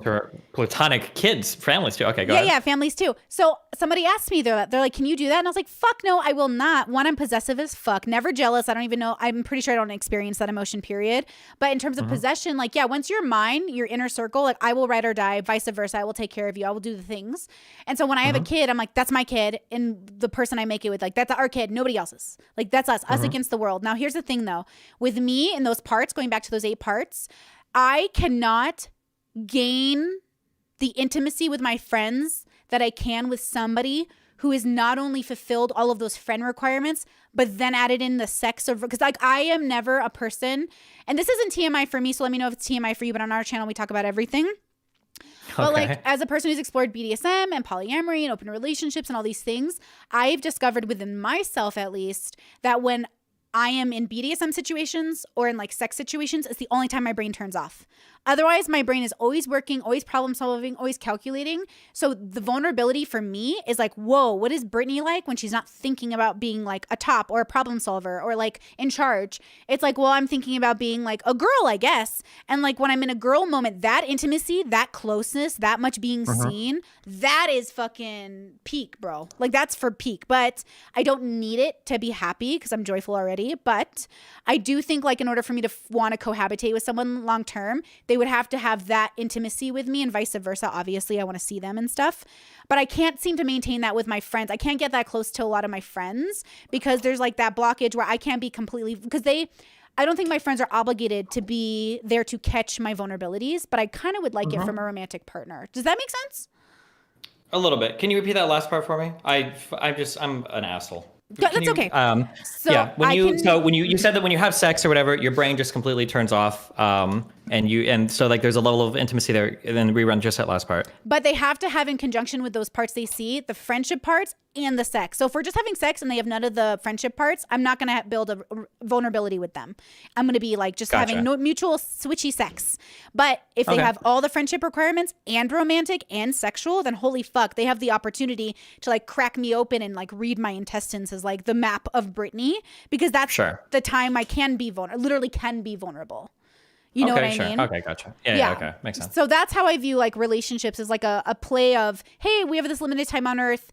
out of all the 8 billion people / millions of people we have interactions with, like, I would like to be the person that you solely see in like that particular fashion. Because even if I was open in my relationships, I wouldn't want my partner to fall in love and start anchoring with other humans, or God forbid, making babies with other humans. Lord Jesus, so much. Have you when was like the last like serious long-term or whatever relationship you feel like you've been in, or just serious relationship, I guess? I've been single Or have for you 3 been in a years. serious relationship? Yeah, I've been single for 3 years. Yeah, Have 2019.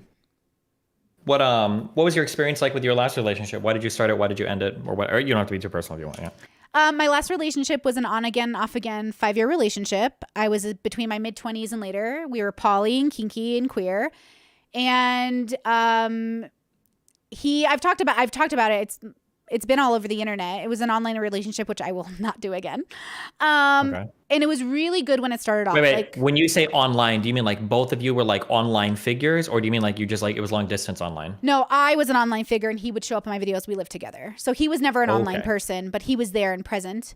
And just like gamer, bisexual boy, and really cool family. His family was awesome, but he had a lack of introspection that was, on my rating system, considered a 1, which is like he was useless to his community and to himself. So he didn't have the capabilities of like managing, but I didn't have the level system, nor was I was in a bubble at the time. So I had no way of understanding what it was. So I learned so much from that relationship. He cheated on me with my stalker. Very fun.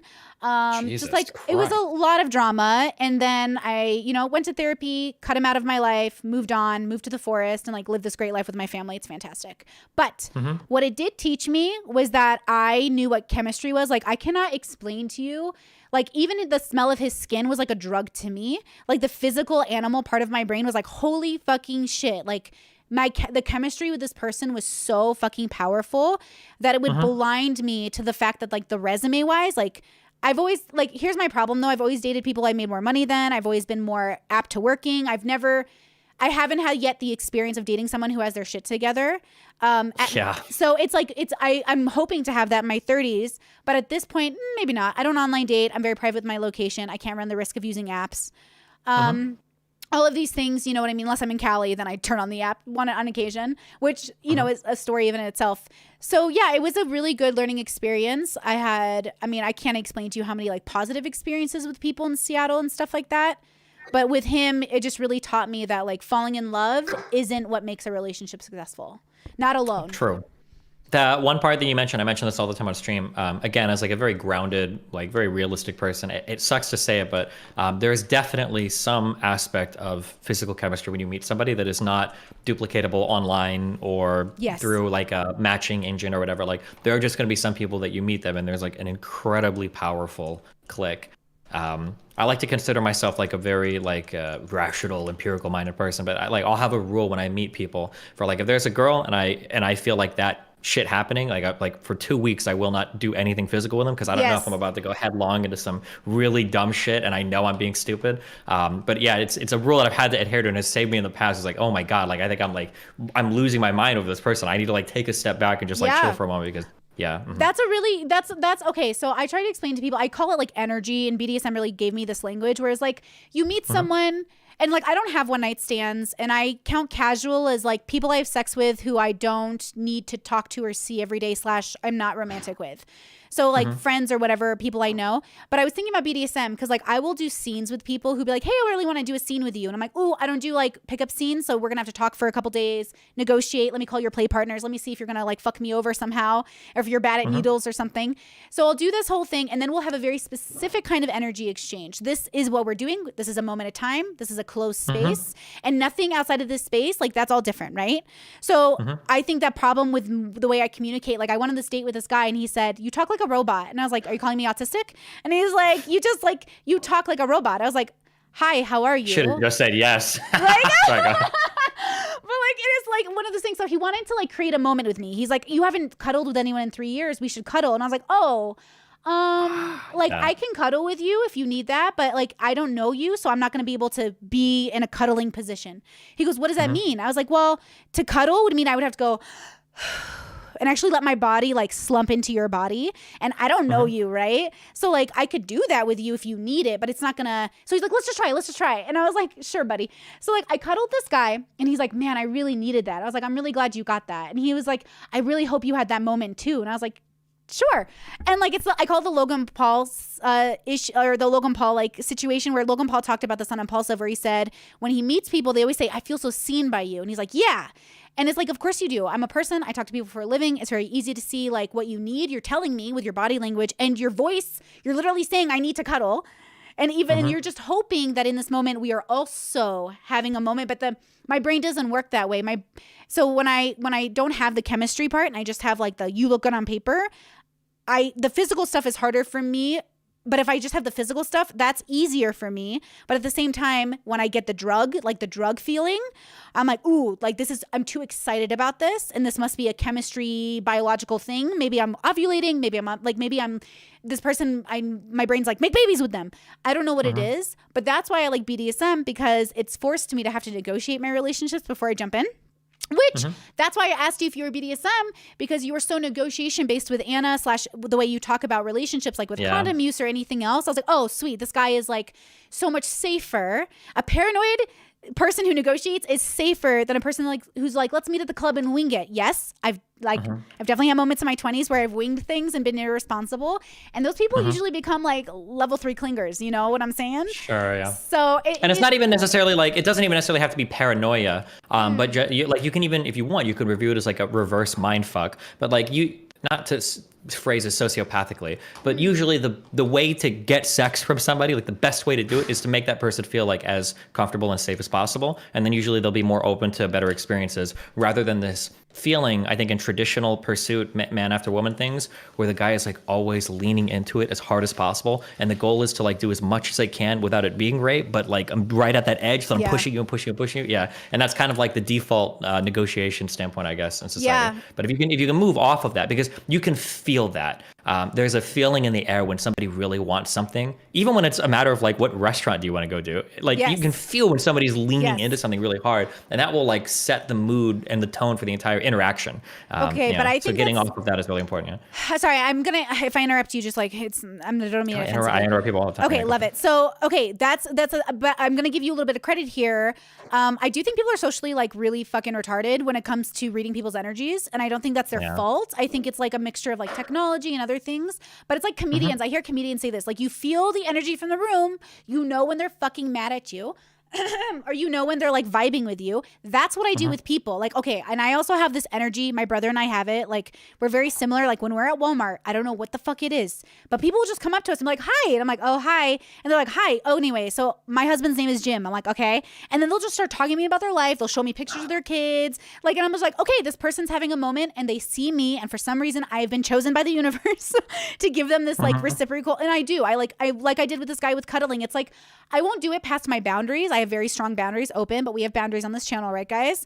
But I try very hard to communicate, like, this isn't going to do for me what it is for you, but I'm happy to participate in this if it means something to you, because it doesn't bother me in this moment. But then other days, girl, you reach out to me and I'm just like, nope, not even a smile. I don't even want to talk to you.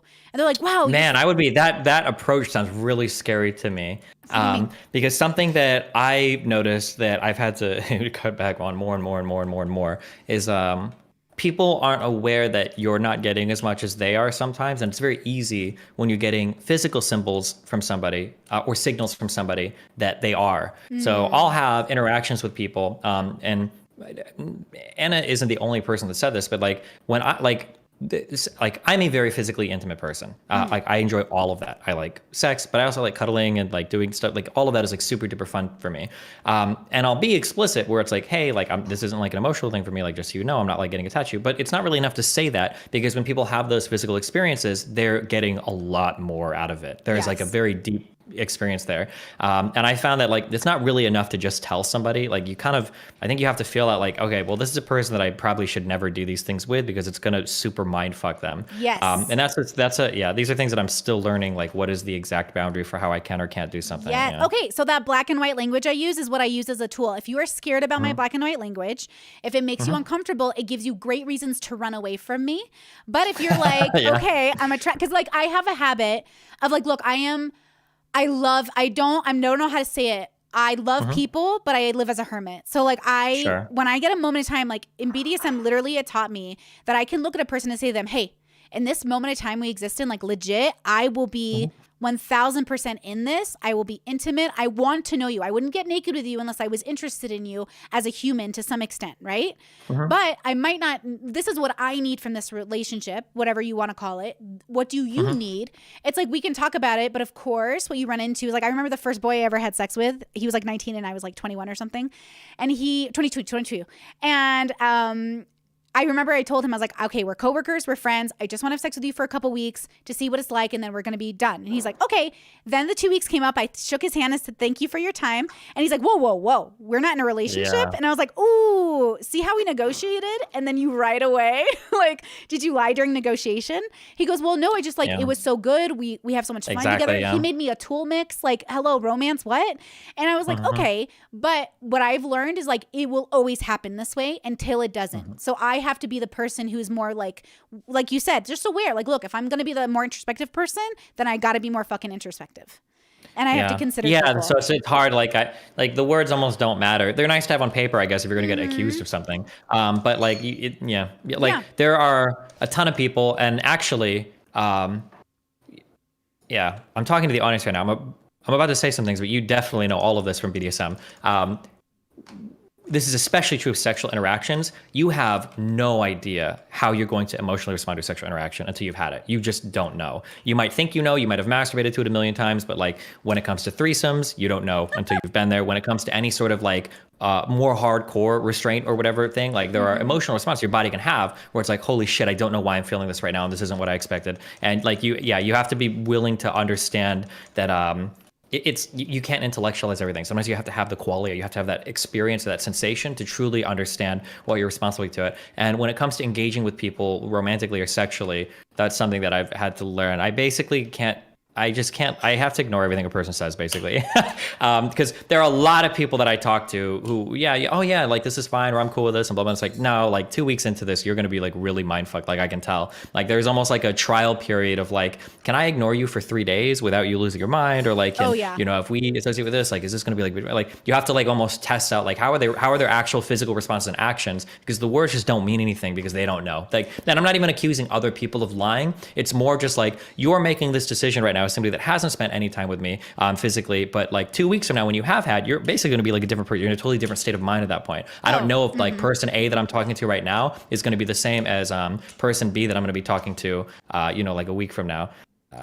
100%. That's how it happens. So BDSM, thank God, it taught me how to check in with people, taught me how to say, hey, like, how you doing? It's been a couple days, like, just wondering how you're feeling. And like, I try to create like a really nice, safe space for people to be like, I was unhappy. And I'm like, great, tell me about that unhappiness. But with that said, they have to know it's okay to be unhappy. I remember there was one scene I negotiated where I was like, hey, I'm on Tumblr, I'm feeling this like soap in the mouth thing. Like, you want to do this daddy girl baby thing? Like, what is this?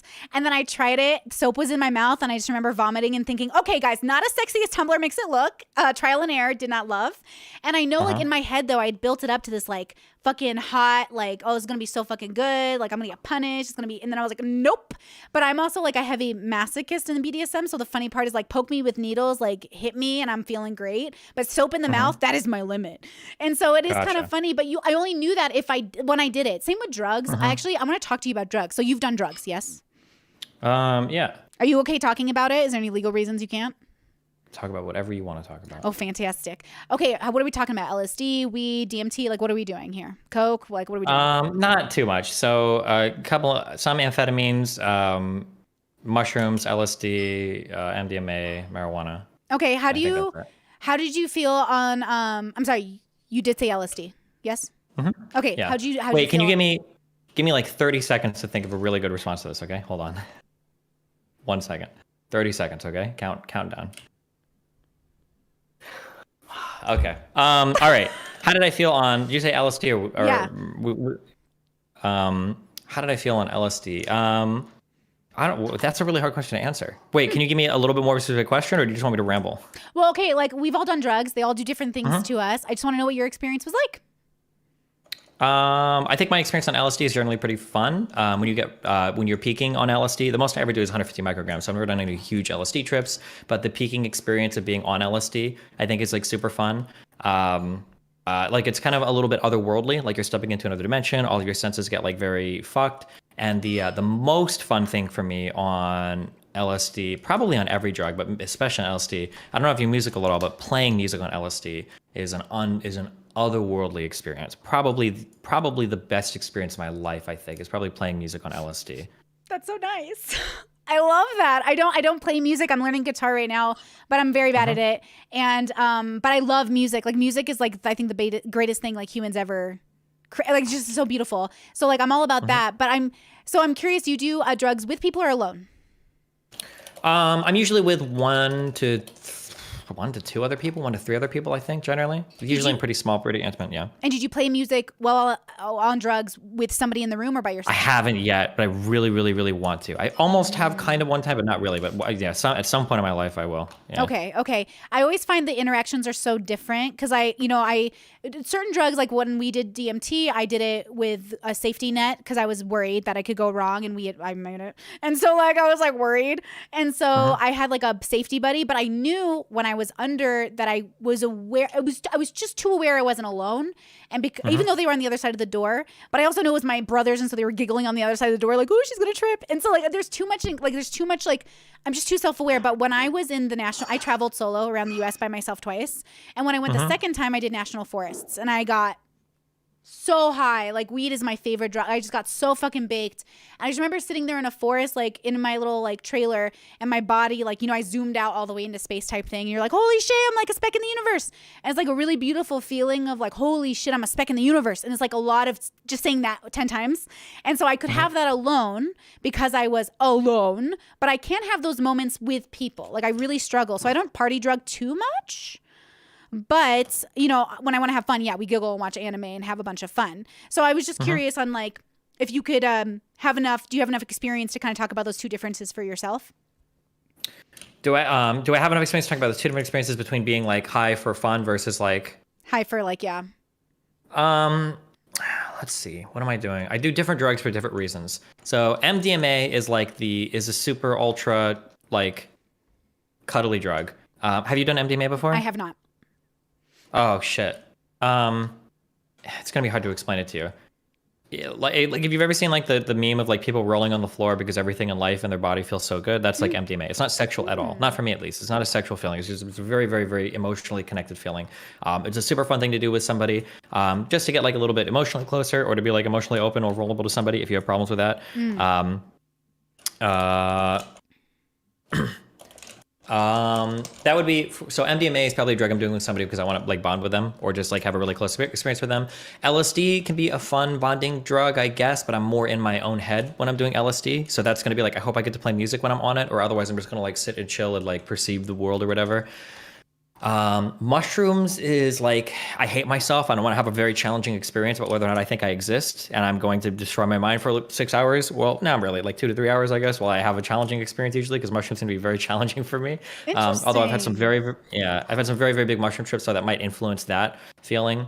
Marijuana at this point feels very similar to mushrooms, so I can smoke a bit to where I'm like kind of zoned out and I'm having a good experience. I might smoke for sex. Smoking marijuana and having sex is a really, really, really positive experience. And then a little bit more will get me into like the mushroom zone for marijuana. One time I did amphetamines on accident. It was a really fun experience, but I thought we'd bought MDMA. So after being high for about 15 hours, I got really scared because I realized that I took something that I didn't know what it was. But it was a super positive experience. I just didn't know why I was high for like 15 plus hours and didn't sleep for like 2 days. Is that the meth story? Everyone in my comment section is like, to ask him about meth, and I'm like, what the fuck? Yeah, I was in Amsterdam, and I'm like, oh, the king of like great drugs and everything, and this is gonna be so good, and blah blah blah blah blah. And some guy sold me. It was some, I don't know if it was, I don't think it was meth, but it was some amphetamine that he sold me. And he thought it was MDMA, and I thought he knew way more about drugs than he did. But he started messaging us like the next day, and I'm like, bro, like I'm still high, and it's been like 20 hours, and I'm very high. And he's like, oh, it's just really, really good MDMA, and I'm like, oh god, this guy doesn't have any idea what he's talking about. Like I'm fucked. But after we realized we weren't going to die, it was like, whatever.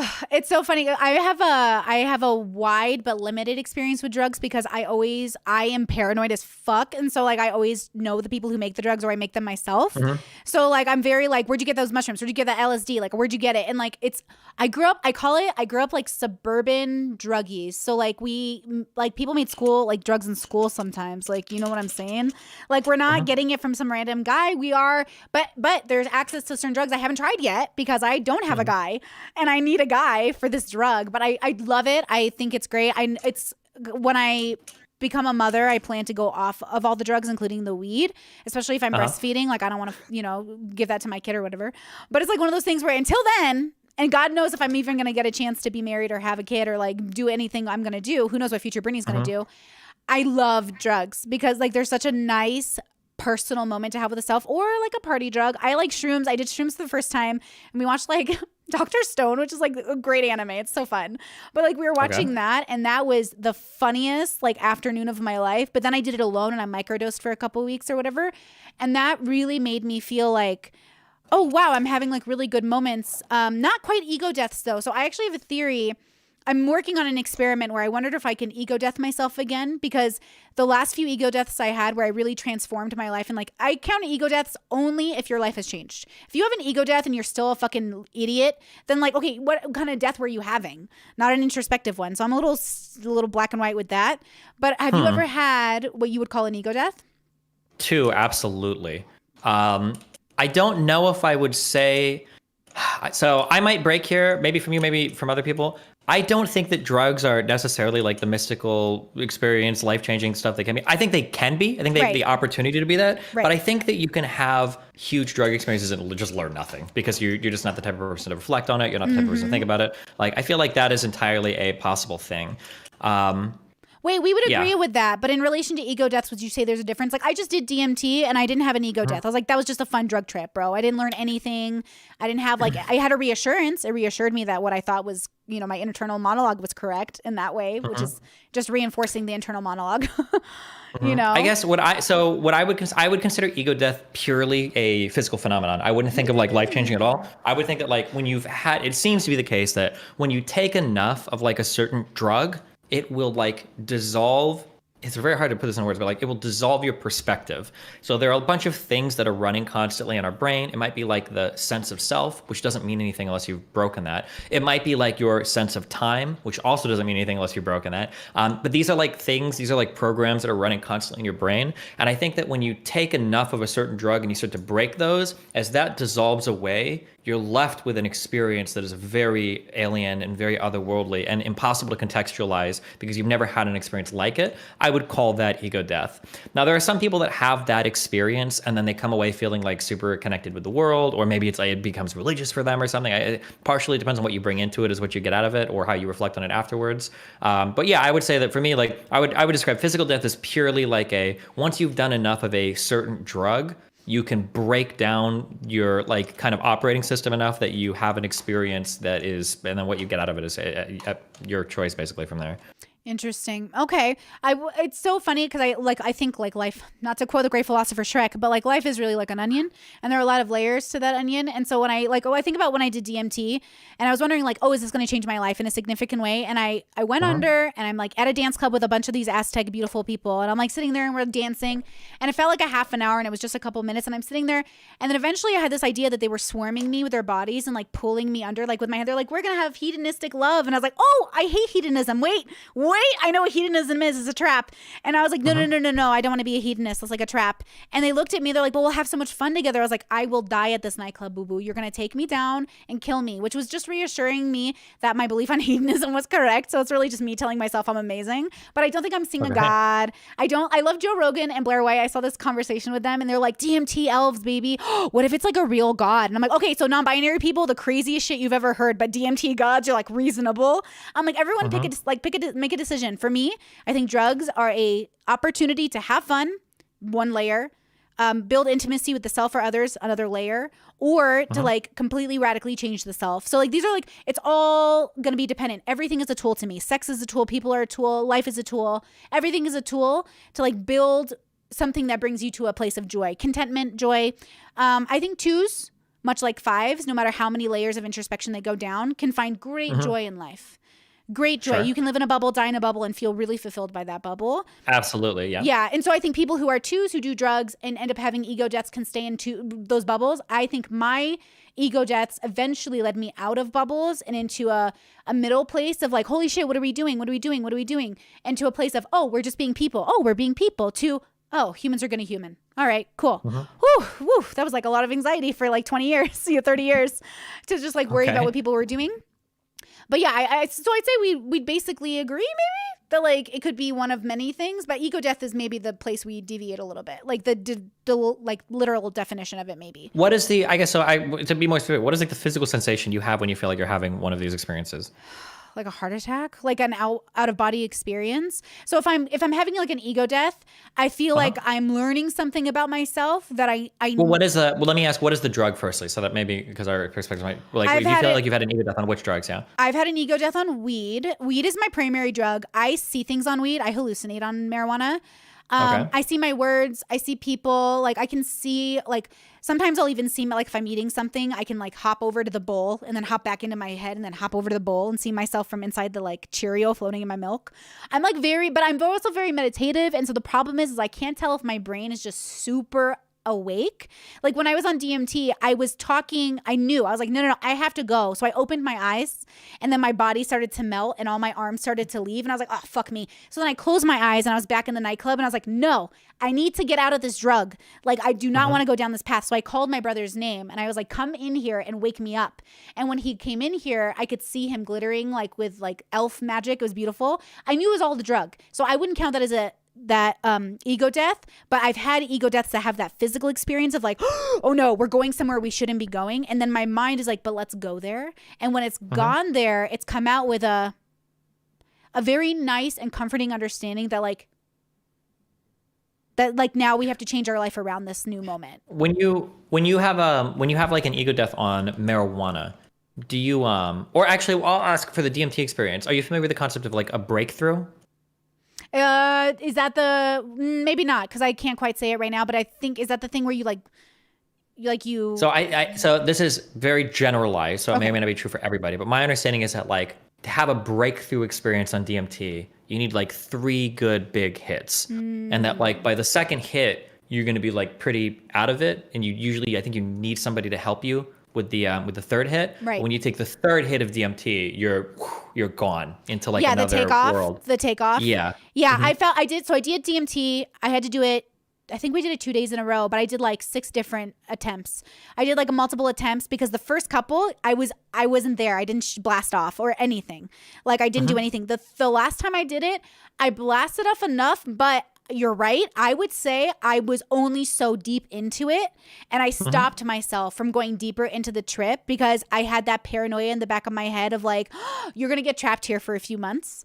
And I was like, I can't get trapped here, even though I know it's not true. So actually, if I'm being honest with you and completely transparent, I am not ready to do it again. But like I said, it's in my closet right now.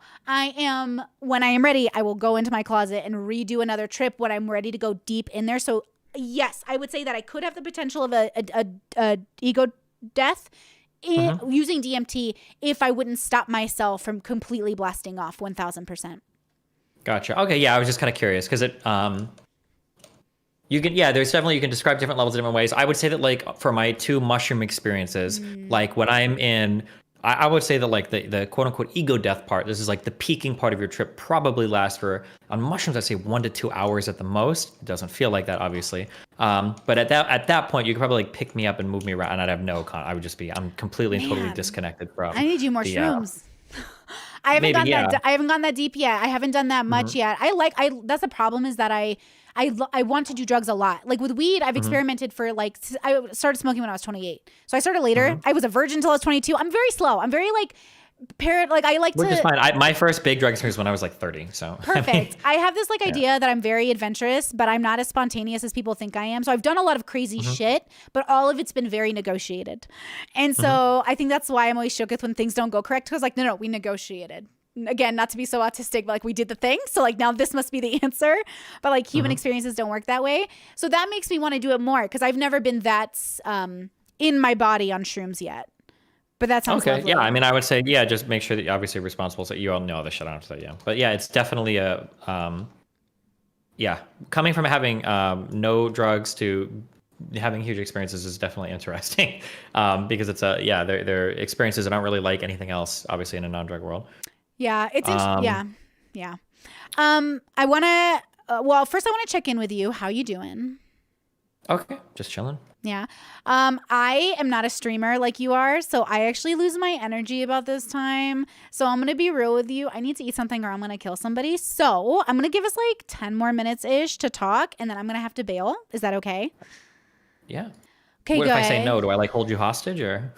No, I think it's funny when you ask for permission for something. I'm just fucking with you. I know. It's my BDSM brain. I'm like, I must ask his consent to leave my own live show. It makes no sense. But I guess I'm giving you an opportunity. If there's anything else you want to talk about, anything else. Yeah, no, I understand. That was my inner autism speaking. Trying to think. Is there any other topic that you feel like you wanted to go into more, whether on your end or my end? I feel like I covered most of them, but I'm also like my spoon levels. Like if I was like eating and if my brain had water, my brain would be like, oh, we have more, but I can't. Like I literally can't think about anything right now. All I'm thinking about is food. How long have you been doing the full-time YouTube stuff for? 3 years.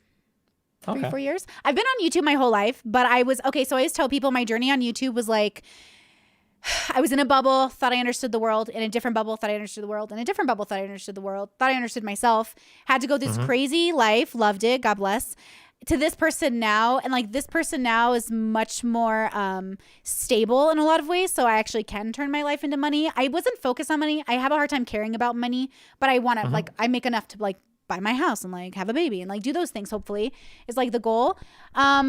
But I would say like YouTube has always been a secondary thing. I professionally nannied through my 20s. That's how I made a living, truly. And then I had YouTube on the side. And then the last 3 years have been a complete blessing and a just awesome, just like fucking cool. You know, went around the United States and traveled, went camping, saw the states for what it was. Went to Belize for my 30th. Plan to travel more. And like I'm always just like reassured every day that humans are pretty fucking cool. As much as have like you gotten they to travel exhaust me. outside of the U.S. much? Or? Just Belize. I'm so excited to keep going. I know all my friends want me to come to Folsom in Germany. Do you know Folsom? Do you know what that is? Nope. Huge BDSM party. Germany, I presume, yeah. No, it's a huge BDSM party that happens in San Francisco, but they also have one in Germany and they have one like around. Like I just want to go and like do these things, but I'm like extremely as much as my personality is loud and bubbly, I'm like I like my fucking house. So it takes a lot of energy for me to like let's go socialize. But once I'm there, you describe your like BDSM stuff. Is this past stuff or is this still stuff you currently engage in? I think that's kind of hard to answer since I literally have not left my house in 3 fucking years. Like COVID restrictions. I don't know how you're going to feel about this, but like I'm not a vaccinated person at this moment. I go back and forth with it all the time and I'm going to see my doctor this month. And then once he gives me the okay go, I feel much better. I have some issues with my body. So once like those are cleared up and I feel safe, I'm most likely going to get it because I want to travel. I want to socialize, but I haven't seen any of my friends or done anything with my people because they're pretty vaccinated. They're like hunkered down and I don't want to disrespect anyone's I'm all about consent. So until I'm ready, to go socialize, I haven't, but I plan to. And yes, I love BDSM. I'm not a part of subcultures anymore. So like, I don't think of myself as like, I want to go to BDSM conferences, but I'm not like a peer educator anymore. I like left that station. I don't want to be part of your boards. I don't want to be a part of I don't want people to come to me and say, what should the BDSM community do now? Don't care. Not my monkeys, not my circus. But I like to visit and I like to, yeah, absolutely. Like if I think about like partnership and I want somebody who's like kinky and open or like, cause there's a lot of stuff I want to explore and I'm very mental with my BDSM. So I don't put sex and my BDSM together. I don't but I add BDSM into my sex. So I'm kind of curious. Do you feel like, if you were looking for like a long-term relationship, there's 2 questions, I guess. One is, do you feel like your partner needs to be involved in BDSM related stuff? And 2, are you like, do you have fun with vanilla sex at all anymore? Or is it like, if it's not like super BDSM, you're just like, I don't really care. This is like boring to me now. Can I be really honest with you? I haven't had vanilla sex since don't be really 10 plus honest years. Well, you know what I mean? Like 10 plus years, homie. So it's been like. Wait, you haven't had sex in 10 plus years? No, vanilla sex. Oh, okay. So it's been a really long time since I have like interacted with someone outside of kink, but I will say, because I'm not part of the BDSM community anymore, I want my person to know like, hey, like we live in a forest and like we will fly and drive to conferences 3 times, 4 times a year if we want to, asterisk, because like Comic-Con's also one of those places I want to, I like those places on occasion. But I don't need to be in the community. When I was in Seattle, I need people to understand I was working 80 hours a week and at the dungeon every night. Like I was in it to win it. And now I'm just not that person. I don't know if it's because I'm old, but yeah, in relation to long-term partnership, I would like somebody who understands BDSM, or at least is open and and they will be, like, because I'm not going to date anyone who's not as introspective as I am. So like they're going to have to be open, and they're going to know like, oh yeah, this is BDSM, this is what we do, and like we have fun, but it's not our identities. This is not like, we're not going to identify with this like in a real way. We're just people who engage in intimacy using this tool. Gotcha. Interesting. Okay. Yeah. Okay. Yeah. I like tools. I like, hey, what does this mean to you? And I have limitations. Like, I don't like shit. Don't shit on my chest. Do not do that. Do not surprise scat play with me. I will not be happy. But otherwise, I'm whatever my partner is open to. Like, I'm so open. It's on the table. I want to discuss it. I don't want my sexual, friendship, or romantic partners to ever feel like they can't just say it to me, because what are you going to do? Offend me? Like, bro, I'm pissing on your face. Like, can we really offend each other at this point? Like, just say it. Just like have this conversation with me. So yeah, that answers your question. Yeah. Yeah, I think so. Yeah. Okay. Yeah. Gotcha. Yeah. Have you ever like, is that weird? Like I mean, I see you as a very open person. So I assume like hearing about BDSM is like literally casual for you to some extent. Yeah, hearing about it is, yeah, but I mean, I wouldn't say that I'm like pretty extreme or like super kinky on any of those edges or whatever. So like, I don't do like any like water sports or whatever. It's even too far for me. So, yeah. Do you cry? Not really, no. Why? You seem like a person who doesn't I'm cry. sure if you like cut my arm off or something, I definitely could, right? Like it's possible. It's not impossible to. Or like if you killed my fucking son or something, I'd probably, yeah. Yeah, well, obviously. But, oh, damn. Like, no, that's not too far. But like, I'm trying to, I see you as a person who like, when I meet people who are similar to you, like your energy, I guess you could say, is like a part of me is like, I wonder if I slapped him if he'd cry. Or if like he'd just be like, oh, I don't know why you did that. It would depend. I think I would either say, I don't know why you did that. Seems kind of inappropriate. If you did it right after a league game, I'd probably punch you. It would just depend on the mood you caught me in, maybe. Okay. I noticed that BDSM to me is like a great window. I left religion and I was looking for structure, and I was looking for someone to tell me what to do. And I went I went to the Air Force office for recruitment, and I was like, hi, maybe I want this. And he's like, hey, but like you have to follow everything they say. And I'm like, ooh, I'm way too much of a brat. I'm out. Then I met a woman who was a leather woman and a dom, and she was like, would you like me to train you? And I was like, fuck yes, I would. So then she introduced me to BDSM, which I had already known. I'd read hundreds of books by then. And I've read thousands of books by now. But I was reading all these books about fantasy BDSM things. You know what I mean? Like Laurel K. Hamilton or like Kashil's Dart. And as I was reading these things, I was like, I wonder if this is like real. And then, yeah, baby, it's real. And people be somewhat serious about it. It's weird. I fall into a category of BDSMs that take it very seriously when I'm doing it. And then I, at this point in my life, wouldn't say that it's something that it's like important in my everyday life. But when you say very seriously when you're doing it, are these like lifestyle things where like for days at a time you're like in certain roles basically, or what does that mean? I'm curious. Could be. Yeah, absolutely. It depends on what we're trying to create. But I am a masochist, so I have to be very careful. Like I've had like partners put needles up and down my legs. I've had scarification on my body. I've had, like blood play alone is a very high risk interaction, but I look for when I look for in partners for tops or BDSM partners is like, what are we both getting out of this? Do we both agree on the energy we're trying to create together? Are we trying to giggle? Am I trying to be a brat? Or are we trying to make me cry? Like I did a scene with a group of my friends, which to this day might be the best scene I've ever done, just for like the hominess of it, like people just being your homies. But I have a thing around bananas, and so I asked my friend if he could like torture me with bananas. And all my friends participated. Someone wore a banana suit. Someone brought me banana cake. One person brought me like actual bananas. And then we just kind of like worked on my fear and like my issues around bananas. And it was really great. And the whole time I didn't cry. I didn't feel anything. I was just like, oh, this is funny. And it was kind of bratty. At the very end of the scene, the top comes to me and he said something to me of the effect of like, you're so worthless, it's insane. And I was like, oh, and then like I cried and I felt so good. And he held me and like this, like, it was just such a beautiful, intimate moment to like have a safe space to be like worthless because I am like so ego driven. I'm like so fucking arrogant. Like I am the stereotype of a BDSMer who's like a dominant in their real life, a top like everywhere in their job, and then they come to the dungeon, they're like, whip me, daddy. Like that's me to the T. So my trope is very like basic, you know, in that way. But yeah, BDSM can last anywhere from 30 minutes to a whole fucking month. Like if you really want to go for it, it just depends on what you can manage. You know what I mean? Gotcha. Okay. Interesting. Yeah. Okay. Yeah, I really like it. It's really fantastic. It's a great tool. It's one of my favorite tools I've ever found in my whole life. Like I think about doing ayahuasca and like doing different kinds of drugs, and I equate it to the feeling I get with BDSM, which I do sober. So my BDSM is done sober and without sex. Two different, like very different feelings for me. Wait, always? Like exclusively? Always. Like you never have any type of sexual organ part or anything interacting when you're having a BDSM experience? Different question. So this is how I define sex. If the goal is for orgasm, turning on, or sexual stimulation, that's a no-go for me during BDSM. BDSM would like something like tease and denial. That wouldn't be something you would ever do. No. Okay, gotcha. But during sex, for sex, sure. Yeah, for but foreplay, not during BDSM. No, because like my BDSM is like I want to feel pain. I want to be in my BDSM. I want to be like just like fucking nothing. You know. You just want to be tortured. I want to be tortured. And so when I think about sex, I want to be, one time I did this like edging thing with my partner that was like, we incorporated BDSM energy into it, but obviously it was focused on sex. And like after 3 days, I thought I might murder him. And I told him, I was like, if I don't orgasm right now, I'm going to kill you. I'm going to kill everyone in this house. Cause I have an insanely high drive for a woman. Like my drive is like, honestly, I've made mistakes. So like my brain, like I have to think about those things. But with BDSM, if you add in sex, now my brain is like, okay, but like you're putting needles in my thighs. So why are you fucking me? I'm so confused on how this is going to work. Now that's just for me though. No judgment on other people who do it. I just can't. And I need to do it sober because I get fucking high as shit already in a BDSM scene. The adrenaline. I jump out of planes too for fun. And so like when I'm like jumping out of a plane or doing BDSM, it's like the same fucking adrenaline to me. It's just like I'm not thinking about sex. I am thinking about fucking dying. And it feels amazing. You know what I mean? Sure. But with sex, just it's as so like vulnerable.